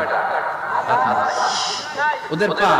ফলে ওদের ফুটপ্রিন্ট লাগে। সুন্দরবনে কয়টা বাঘ আছে এটার একটা হিসাব আছে। কি করে বল, কেমন করে হিসাব করে? বাঘের কাছে যে গুনে চেহারা তো একরকম, একটারে 3 বার গুনে। কথা কয় কিভাবে গণে? তাহলে বাঘশুমারি হয় কিভাবে? ফুটপ্রিন্ট, পায়ের ছাপ। একটা বাঘের পায়ের ছাপের সাথে আরেকটা বাঘের পায়ের ছাপের কোনো মিল নাই। আবার কাবা ঘরের পাশে একটা ছোট্ট জায়গা আছে, এই জায়গার মধ্যে রব্বুল আলামিন সব নবীদের পিতা সাইয়েদনা ইব্রাহিম আলাইহিস সালামের ফুটপ্রিন্ট রেখে দিয়েছে ওয়াত্তাখিযু মিন মাকামি ইব্রাহিম মুসাল্লা সাইয়েদনা ইব্রাহিমের দাঁড়ানোর জায়গায় তোমরা নামাজের জায়গা করে নাও আল্লাহু আকবার সাইয়েদনা ইব্রাহিম আলাইহিস সালামের পায়ের ছাপ আছে কিন্তু মাকামি ইব্রাহিম আর সাইয়েদনা আদম আলাইহিস সালামের পায়ের ছাপ আছে অ্যাডাম স্পিকে শ্রীলঙ্কার ওই পাহাড় এজন্য কোরআনের রাজ কায়েম হোক এটা আমাদের স্বপ্ন আমরা চাই কোরআন দিয়ে দেশের আইন প্রণয়ন হোক কোরআন দিয়ে দেশের সংসদ ভবন চলুক কোরআন দিয়ে দেশের বিচারালয়গুলো চলুক সুপ্রিম কোর্ট থেকে হাইকোর্ট থেকে যে রায়গুলো আসবে একটাও যাতে কোরআনের সাথে সাংঘর্ষিক না হয় চিল্লাবেন ঠিক কিনা আল্লাহ এগুলো দেখে যেন আমরা মরতে পারি তুমি তৌফিক দাও আর জোরে পড়েন আমিন রাজা মেহার আদর্শ এতিমখানা ও হাফিজিয়া মাদ্রাসার উদ্যোগে আজকের এই দ্বিতীয় তাফসীরুল কোরআনের মাহফিল আলহামদুলিল্লাহ আমরা তিনজন ছেলেকে অফিশিয়ালি পাগড়ি দিয়েছি নাও দে ক্যান লিড তারাবি সালাত ঠিক কি না এখন তারাবিতে তারা লিডারগিরি করতে পারবে লিড দিতে পারবে ইমামতি করতে পারবে অফিশিয়ালি আমরা এটা দিলাম গোটা বিশ্বে এখন হাফেজে কোরআনের সংখ্যা 1 কোটি ছাড়িয়ে যাচ্ছে 1 কোটিরও বেশি হাফেজে কোরআনের সংখ্যা এবং এই কোরআনটা পড়া এই কোরআনটা বুঝা এই কোরআনটাকে হেফজ করে সিনায় রাখাকে সহজ করে দিয়েছে কে ওয়ালাকাদ ইয়াসসারনাল কুরআনা লিযিকর ফাহাল মিন মুদ্দাকির I have made this holy Quran very easier for you to read to understand and to memorise in your heart Quran তুমি পড়তে চাও সহজ সহজ না কঠিন কোরআন বুঝতে চাও সহজ না কঠিন কোরআন হেফজ করে হাফেজদের কাতারে নাম লেখাতে চাও সহজ না কঠিন কঠিন হলে ছেলেগুলো পারতো কথা বলেন পারতো এজন্য কোরআনের সাথে সম্পৃক্ততা বাড়াতে হবে Quran is not for your bookshelf Quran is for yourself Quran এসেছে আপনাকে আলোকিত করতে কিন্তু আমরা কোরআনটাকে শুধু বুক সেলফের মধ্যে সীমাবদ্ধ করে রেখেছি তাও নিচের চাকে রাখেন একেবারে উপরের তাকে যাতে কেউ নাগাল না পায় যাতে কেউ ধরতে না পারে আর কোরআনের কপিগুলোর উপরে মাকড়সার বাসা আছে না নাই সবচেয়ে নন্দিত কিতাবটা আজকে সবচেয়ে অবহেলিত যে কিতাবটা সবচেয়ে বেশি বিক্রিত হয় পৃথিবীতে সবচেয়ে বেশি পঠিত হয় the most read book ever in the world সবচেয়ে বেশি যে বইটা পড়া হয় বইটার নাম কি এমন কোন মুহূর্ত নাই যে মুহূর্তে কোরআনের তেলাওয়াত হয় আপনারা কি মনে করেন জোহরের নামাজের সময়টা মাগরিবের সময়টা সারা ওয়ার্ল্ডে একরকম না এখন বাজে রাজা মেহারে রাত 10টা আমেরিকাতে বাজে সকাল 10টা আমার কিছু পরিচিত লোকজন ইউরোপ আমেরিকাতে থাকে এরা ফোন দিলে আমি ধরতে পারি না আমি দিলে এরা ধরতে পারে না কারণ এরা যখন ফোন দেয় তখন আমি হই না আমি দিলে এরা হয় না সুবহানাল্লাহ কইবেন না কি আজীব তামাশা তো এজন্য ইন্দোনেশিয়ার জাকার্তা থেকে মরক্কোর রাবাত পর্যন্ত এই বিশাল মালভূমি মুসলমানরা শাসন করেছিল তারপর ছড়িয়ে পড়ল কোরআনের বাণী এখন পৃথিবীর প্রতিটি আনাচে কানাচে কোরআনের বাণী ধ্বনিত হয় উচ্চারিত হয় আবৃত্ত হয় তেলাওয়াত করা হয় চিল্লায় কেন ঠিক কিনা আল্লাহ তাআলা বিশ্বনবীকে পুরো পৃথিবীটাকে ছোট করে একটা মিনিয়েচার বানিয়ে দেখালেন আর বিশ্বনবী পুরো পৃথিবীর ডানে বায়ে সামনে পেছনে উপরে নিচে প্রাচ্য পশ্চাৎ এশিয়া ইউরোপ আফ্রিকা সবটা এট এ গ্ল্যান্সে দেখলেন আর বিশ্বনবী বললেন আমি যতদূর পৃথিবীটা দেখেছি ঠিক ততদূর আল্লাহ তাআলা কোরআনের বাণীকে ছড়িয়ে দিয়ে দেবে ওয়ালা বাইতা ওয়াবার ওয়ালা মাদার ইল্লা আদখালাহু আল্লাহু হাযা দ্বীন এমন কোন ছনের ঘর থাকবে না টিনের ঘর থাকবে না দোচালা ঘর থাকবে না এমন কোন কন্ডোমিনিয়ামস থাকবে না এমন কোন টাওয়ার থাকবে না এমন কোন জঙ্গল থাকবে না এমন কোন ভূখণ্ড থাকবে না যে ভূখণ্ডে আল্লাহর কোরআনের তেলাওয়াত উচ্চারিত হবে না চিল্লাবেন ঠিক কিনা এজন্য এই কোরআনের সাথে বিরোধিতায় গেলে আমাদের লস ঠিক কিনা আর কোরআনের পক্ষে থাকলে আমাদের লাভ দুনিয়াতেও লাভ আখিরাতেও লাভ কোরআন পড়লে আপনার জীবনটাকে আলোকিত করে দেবে কে যারাই কোরআন পড়ে তারা শিক্ষিত হয় না মূর্খ হয় প্রমাণ কি দলিল কি কোরআনের প্রথম কথাই হচ্ছে শিক্ষিত হও এডুকেট ইউর জেনারেশন তোমার প্রজন্মকে শিক্ষিত করে গড়ে তোলো এটা হচ্ছে কোরআনের প্রথম স্লোগান কোরআনের প্রথম কথাটা কি বলেন ইকরা মানে কি পড়ো আল কোরআনের প্রথম বাণী পড়ো আল হাদিসে নবীর কথা পড়ো, আল কোরআনের প্রথম বাণী পড়ো, আল হাদিসে নবীর কথা পড়ো, পড়ে পড়ে শেখো, শিখে শিখে তুমি তোমার নিজের জীবন গড়ো। পড়েন আল্লাহু আকবার। কোরআনের প্রথম স্লোগান, প্রথম কর্মসূচি হচ্ছে এডুকেটিভ জেনারেশন। তোমার প্রজন্মকে শিক্ষিত করে তোলো। কারণ পড়লেই সব জানতে পারবেন। আল্লাহ চাইলে বলতে পারতেন কোরআনের প্রথম শব্দ সল্লি, অফার সালাত, সালাত পড়ো বলছেন? আল্লাহ বলেন না যে হিজাব করো, আল্লাহ বলেন না যে জিকির করো, আল্লাহ বলেন না যে যাকাত দাও। আল্লাহ প্রথমে বললেন কি? কথা বলেন, সবাই বলেন ইকরা, read in the name of your lord who has created. পড়ো তোমার প্রভুর নামে যিনি তোমাকে সৃষ্টি করেছেন। কারণ পড়লেই সব জানতে পারবেন, পড়লেই জানতে পারবেন বিষ্ণু কেমন করে সালাত আদায় করেছে, ঠিক কি না? নো রাশিং ইন সালাত। বিষ্ণু শিখিয়েছেন সালাতে তাড়াহুড়ো নাই, ধীরে স্থির ভাবে পড়ো।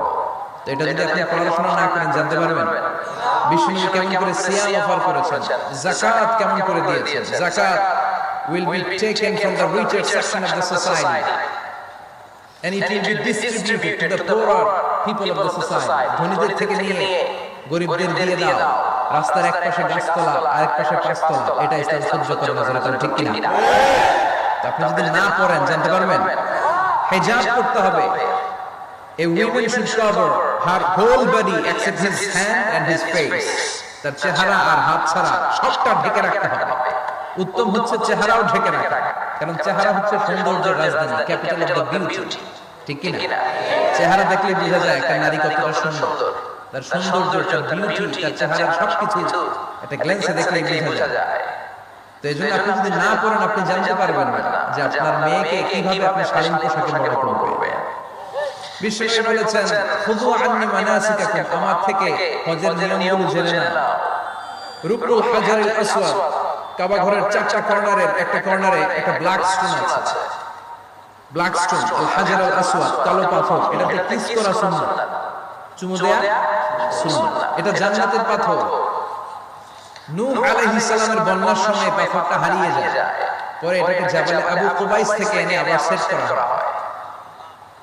এখান থেকে তাওয়াফ শুরু করতে হয়। কিয়ামতের দিন আল্লাহ তাআলা এই হাজরে আসওয়াদ পাথরটাকে একটা মুখ দিবেন, দুইটা চোখ দিবেন। কারা কারা এটার মধ্যে চুমু দিছিল কিয়ামতের দিন এই পাথরটা আল্লাহর কাছে দাঁড়িয়ে সাক্ষী দিবে। এখান থেকে তাওয়াফ শুরু, ঘুরে আসবে।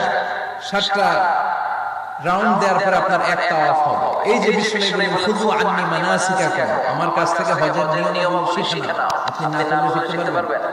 এজন্য কোরআনের স্লোগান হচ্ছে পড়ো, পড়তে পড়তে মরো। বলেন পড়ো, পড়তে পড়তে। যখন মন খারাপ তখন পড়বেন, যখন মন ভালো তখনও পড়বেন, যখন সুস্থ আছেন তখনও পড়বেন, যখন অসুস্থ তখনও পড়বেন, যখন মরবেন তখনও পড়বেন। কি পড়বেন? লা ইলাহা ইল্লাল্লাহ মুহাম্মাদুর রাসূলুল্লাহ। সুবহানাল্লাহ বলেন না? পড়া ছাড়া এই উম্মতের কোনো গতি আছে? দেখেন দুনিয়ার কিতাব আল্লাহ শুরু করলেন ইকরা দিয়ে, আখিরাতের কিতাব আল্লাহ শুরু করেছেন ইকরা। আখিরাতের প্রত্যেককে আমলনামা দেওয়া হয়, কাউকে ডান হাতে, কাউকে বাম হাতে। দুনিয়াতে যারা ভালো কাজ করেছে, ইসলামের পক্ষে যারা কথা বলেছে, যারা ন্যায় নীতির পক্ষে, সাম্য, মৈত্রী, ভ্রাতৃত্ব, ইনসাফ আর জাস্টিসের পক্ষে কথা বলেছে, সামনের দিক থেকে এসে ডান হাতে আমলনামা দেওয়া হবে। আর যারা ইসলামকে বাঁশ দিছে, আছে না নাই? ইসলামের কথা সহ্য হয় না, এরা প্রগতিশীল, মাথায় চুল কম, আছে না নাই? জাতি আর সমাজ নিয়ে ভাবতে ভাবতে নিজের ভাবনাটাই হারিয়ে ফেলেছে। নাস্তিক, নাস্তিক আছে না নাই? ইসলাম বিরোধী আছে না নাই? কোরআন সহ্য হয় না, ইসলাম সহ্য হয় না, কোরআনের সুন্দর বাণী ভালো লাগে না, আজান ভালো লাগে না, দেশের সবাই নাস্তিক বানায় দিতে চায়, এরকম ডাকাইত আছে না নাই? এদেরকে ডান হাতে আমলনামা, কোন হাতে? পেছন থেকে এসে বাঁ হাতে দেয়া দিয়ে আল্লাহ সবাইরে বলবে দুনিয়াতে একটা কিতাব দিয়েছিলাম, এই কিতাবটা শুরু করেছিলাম ইকরা, ইকরা শব্দ দিয়ে। আজকেও তোদের কিতাব আমি শুরু করব ইকরা দিয়ে। আল্লাহ বলবেন ইকরা কিতাবাকা কাফা বিনাফসিকা আল-ইয়াওমা আলাইকা হাসিবা, রিড ইউর বুক, তুমি তোমার বই পড়ো, আমলনামা পড়ো, কি কি করেছো নিজেই দেখে নাও। কোথায় কোথায় ইসলামকে বাস দিছে, কোথায় কোথায় 31st নাইটে মেয়েদের ওনা ধরে টান দিছে, কোথায় কোথায় খাদ্যে ভেজাল দিয়েছো, মাছে ফরমালিন দিয়েছো, ওজনে কম দিয়েছো, নিজের মতের সাথে মিলে নাই মায়ের মতো একজন নারীকে ধর্ষণ করেছে। প্রতিটা বিষয়ের ইঞ্চি ইঞ্চি পাই টু পাই হিসাব হবে, জাররা জাররা জাররা জাররা। টিনের ঘরে শীতের রাতে টিনের চালে যে ছিদ্র থাকে না, দেখবেন ছিদ্র দিয়ে সূর্যের কাছে চিকন আলো নেমে আসে। তো ওই আলোর কাছে গেলে দেখবেন হালকা হালকা ছোট ছোট ধুলাবালির কণা দেখা যায়। দেখে নাই মনে হয়? বুঝতেছে না মনে হয়? দেখা যায় না? টিনের চালের ছিদ্র দিয়ে সরু একটা আলো, ওই আলোর সামনে গেলে ছোট ছোট ধুলা দেখা যায়। ঘরের কোথাও ধুলা নাই, কিন্তু ওই জায়গায় ধুলা আছে না? এই ধুলাটারে আরবিতে বলে জাররা। কি বলে? জাররা জাররা। এই জাররা জাররা পরিমাণ হিসাব নেওয়া। যতটুকু করেছেন ভালো, প্রতিদান পাবেন। আর যতটুকু ইসলামের ক্ষতি করেছেন, ঠিক ততটুকু আপনার কাছ থেকে দেখিয়ে দেওয়া হবে। চিৎকার করে বলেন ঠিক কিনা? সেদিন হবে ফাইনাল খেলা। কি খেলা? আমরা সেই ফাইনাল খেলার অপেক্ষায় ইনশাআল্লাহ পড়ে। এজন্য সব সময় কোরআনের পক্ষে থাকতে হবে। এই স্লোগানটা যেন আমাদের মনে থাকে যে কোরআনের প্রথম কর্মসূচি হচ্ছে পড়ো, পড়তে পড়তে। আবার কোরআনের প্রথম কর্মসূচি কি? পড়তে পড়তে খেয়াল থাকবে। আল্লাহ তৌফিক দাও। আরো জোরে পড়েন আমিন। রাজা মেহার আদর্শ এতিমখানা হাফিজিয়া মাদ্রাসা প্রাঙ্গণের আজকের প্রোগ্রাম। দেবিদ্দার খানা না? দেবিদ্দার কই আপনারা কই? হ্যাঁ, অনেক বড়। সভাপতি আলহাজ অ্যাডভোকেট মোহাম্মদ শফিকুল আলম সাহেব, প্রাক্তন সভাপতি জেলা আইনজীবী সমিতি। প্রধান অতিথি আলহাজ মোহাম্মদ মোস্তফা হোসেন সরকার, নির্বাহী পরিচালক ইসলামিক এইড বাংলাদেশের সাধারণ সম্পাদক, বাংলাদেশ সিনিয়র সিটিজেন আসছে। চমৎকার আবেগঘন কথা বলেছিলেন। মুরব্বীরা আবেগঘন কথা বলতে পারে, কারণ মুরব্বীদের মধ্যে একটা মুনশিয়ানা আওয়াজ। আমরা মুরব্বীর শাসন চাইলে হবে? আমাদের হবে বজ্রকণ্ঠের আওয়াজ, চিল্লা এখন ঠিক কিনা?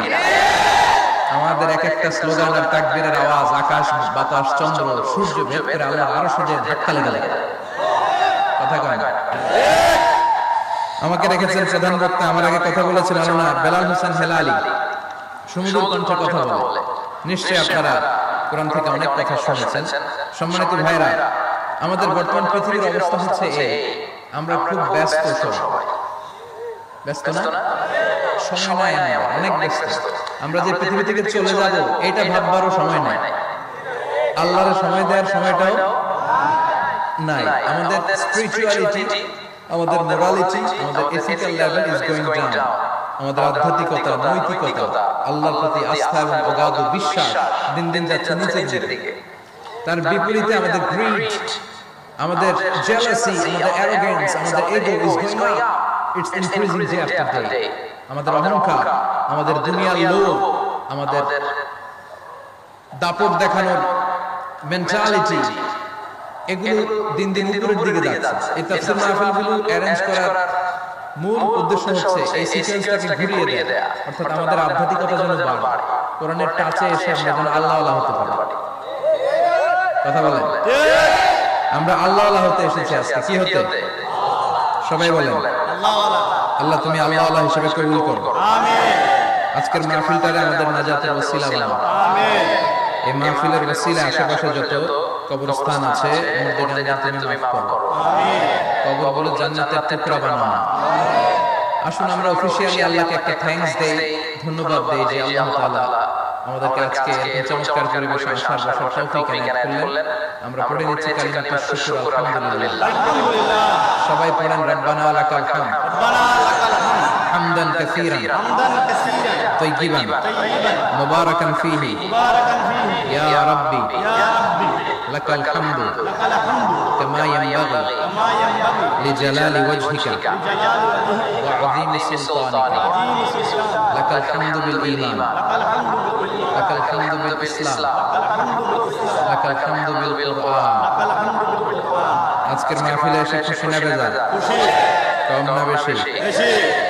সবাই সূরাতুল বাকারার 172 নম্বর আয়াতে আল্লাহ তাআলা ইরশাদ করছেন, ইয়া আইয়ুহাল্লাযীনা আমানু কুলু মিন তাইয়্যিবাতি মা রাযাকনাকুম ওয়াশকুরু লিল্লাহি ইন কুনতুম ইয়্যাহু তা'বুদুন। অর্থাৎ ওহে বিশ্বাসীরা, আমি তোমাদেরকে পবিত্র জিনিস থেকে যেটা রিজিক হিসেবে দান করেছি তোমরা সেটা খাও, অপবিত্র কোনো কিছু তোমরা খেও না। পাশাপাশি সূরাতুল আরাফের 157 নম্বর আয়াতে আল্লাহ তাআলা ইরশাদ করছেন, ওয়া ইউহিল্লু লাহুমুত তাইয়্যিবাতি ওয়া ইউহাররিমু আলাইহিমুল খাবাইস। অর্থাৎ তিনি তোমাদের জন্য তাইয়্যিবাত বা পবিত্র খাবারগুলোকে তিনি হালাল করেছেন, আর অপবিত্র যত খাবার আছে এগুলো তিনি তোমাদের জন্য হারাম করেছেন। তো কোন জিনিস খাওয়া আমাদের জন্য হালাল আর কোনটা খাওয়া হারাম, এক্ষেত্রে আমরা বিশ্বাসীরা এই মূলনীতি সবসময় অবলম্বন করতে হবে যে যেটা তাইয়্যিবাত পবিত্র সেটা আমাদের জন্য খাওয়া, সেটা কনজিউম করা আমাদের জন্য হালাল, আর যেটা খাবাইস অপবিত্র সেটা কনজিউম করা আমাদের জন্য হারাম। যেমন কালামুল মাজিদ আল্লাহ তাআলা আমাদেরকে জানিয়েছেন যে রক্ত খাওয়া হারাম, যেহেতু এটা খাবাইস। শুকরের গোশত খাওয়া হারাম, মৃত প্রাণী খাওয়া হারাম। আল্লাহ ছাড়া অন্য কোন দেব-দেবীর নামে যে প্রাণীগুলোকে স্লাউটার করা হয়েছে, উৎসর্গ করা হয়েছে, বলি দেওয়া হয়েছে, এগুলোর গোশত খাওয়া হারাম, কারণ এগুলো সব হচ্ছে মিনাল খাবাইস, অপবিত্র। এ পর্যায়ে ডিরেক্টলি যদি আপনার প্রশ্নের উত্তরে আসি যে সি ফুডের ব্যাপারে, সমুদ্র থেকে প্রাপ্ত যে প্রাণী বা খাবার, এগুলোর ব্যাপারে কোরআন আমাদেরকে কি জানিয়েছে, সেক্ষেত্রে আমরা সূরাতুল মায়েদার 96 নম্বর আয়াতকে এখানে উল্লেখ করতে চাই, যেখানে আল্লাহ তাআলা ইরশাদ করছেন, উহিল্লা লাকুম সাইদুল বাহরি ওয়া তা'আমুহু মাতাআল লাকুম ওয়া লিস-সাইয়ারা। অর্থাৎ তোমাদের জন্য সাগরের শিকারকে হালাল করা হয়েছে। সাগর থেকে আমরা মাছ বা অন্যান্য যে কোনো জিনিস শিকার করি না কেন, সেটা খাওয়া, কনজিউম করা, সেটা আমাদের জন্য হালাল। পাশাপাশি সাগরে মৃত যা পাওয়া যায় এটাও আমাদের জন্য হালাল। আল্লাহ বলেন, মাতাআল লাকুম ওয়া লিস-সাইয়ারা, এগুলো তোমাদের জন্য ভোগের সামগ্রী এবং নৌপথে যারা ভ্রমণ করবে তাদের জন্য ভোগের সামগ্রী।